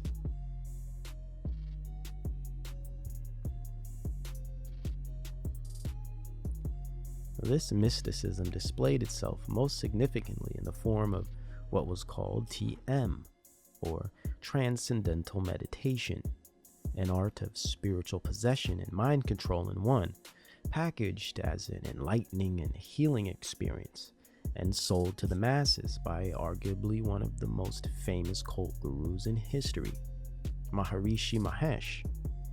Though Maharishi made his movement global in the 60s with the help of groups like the Beatles and the Beach Boys, by the 70s, TM became a household name, boasted millions of followers worldwide, and even developed university-level courses, as in the Maharishi University of Management curriculum in Santa Barbara, California, and also in Fairfield, Iowa.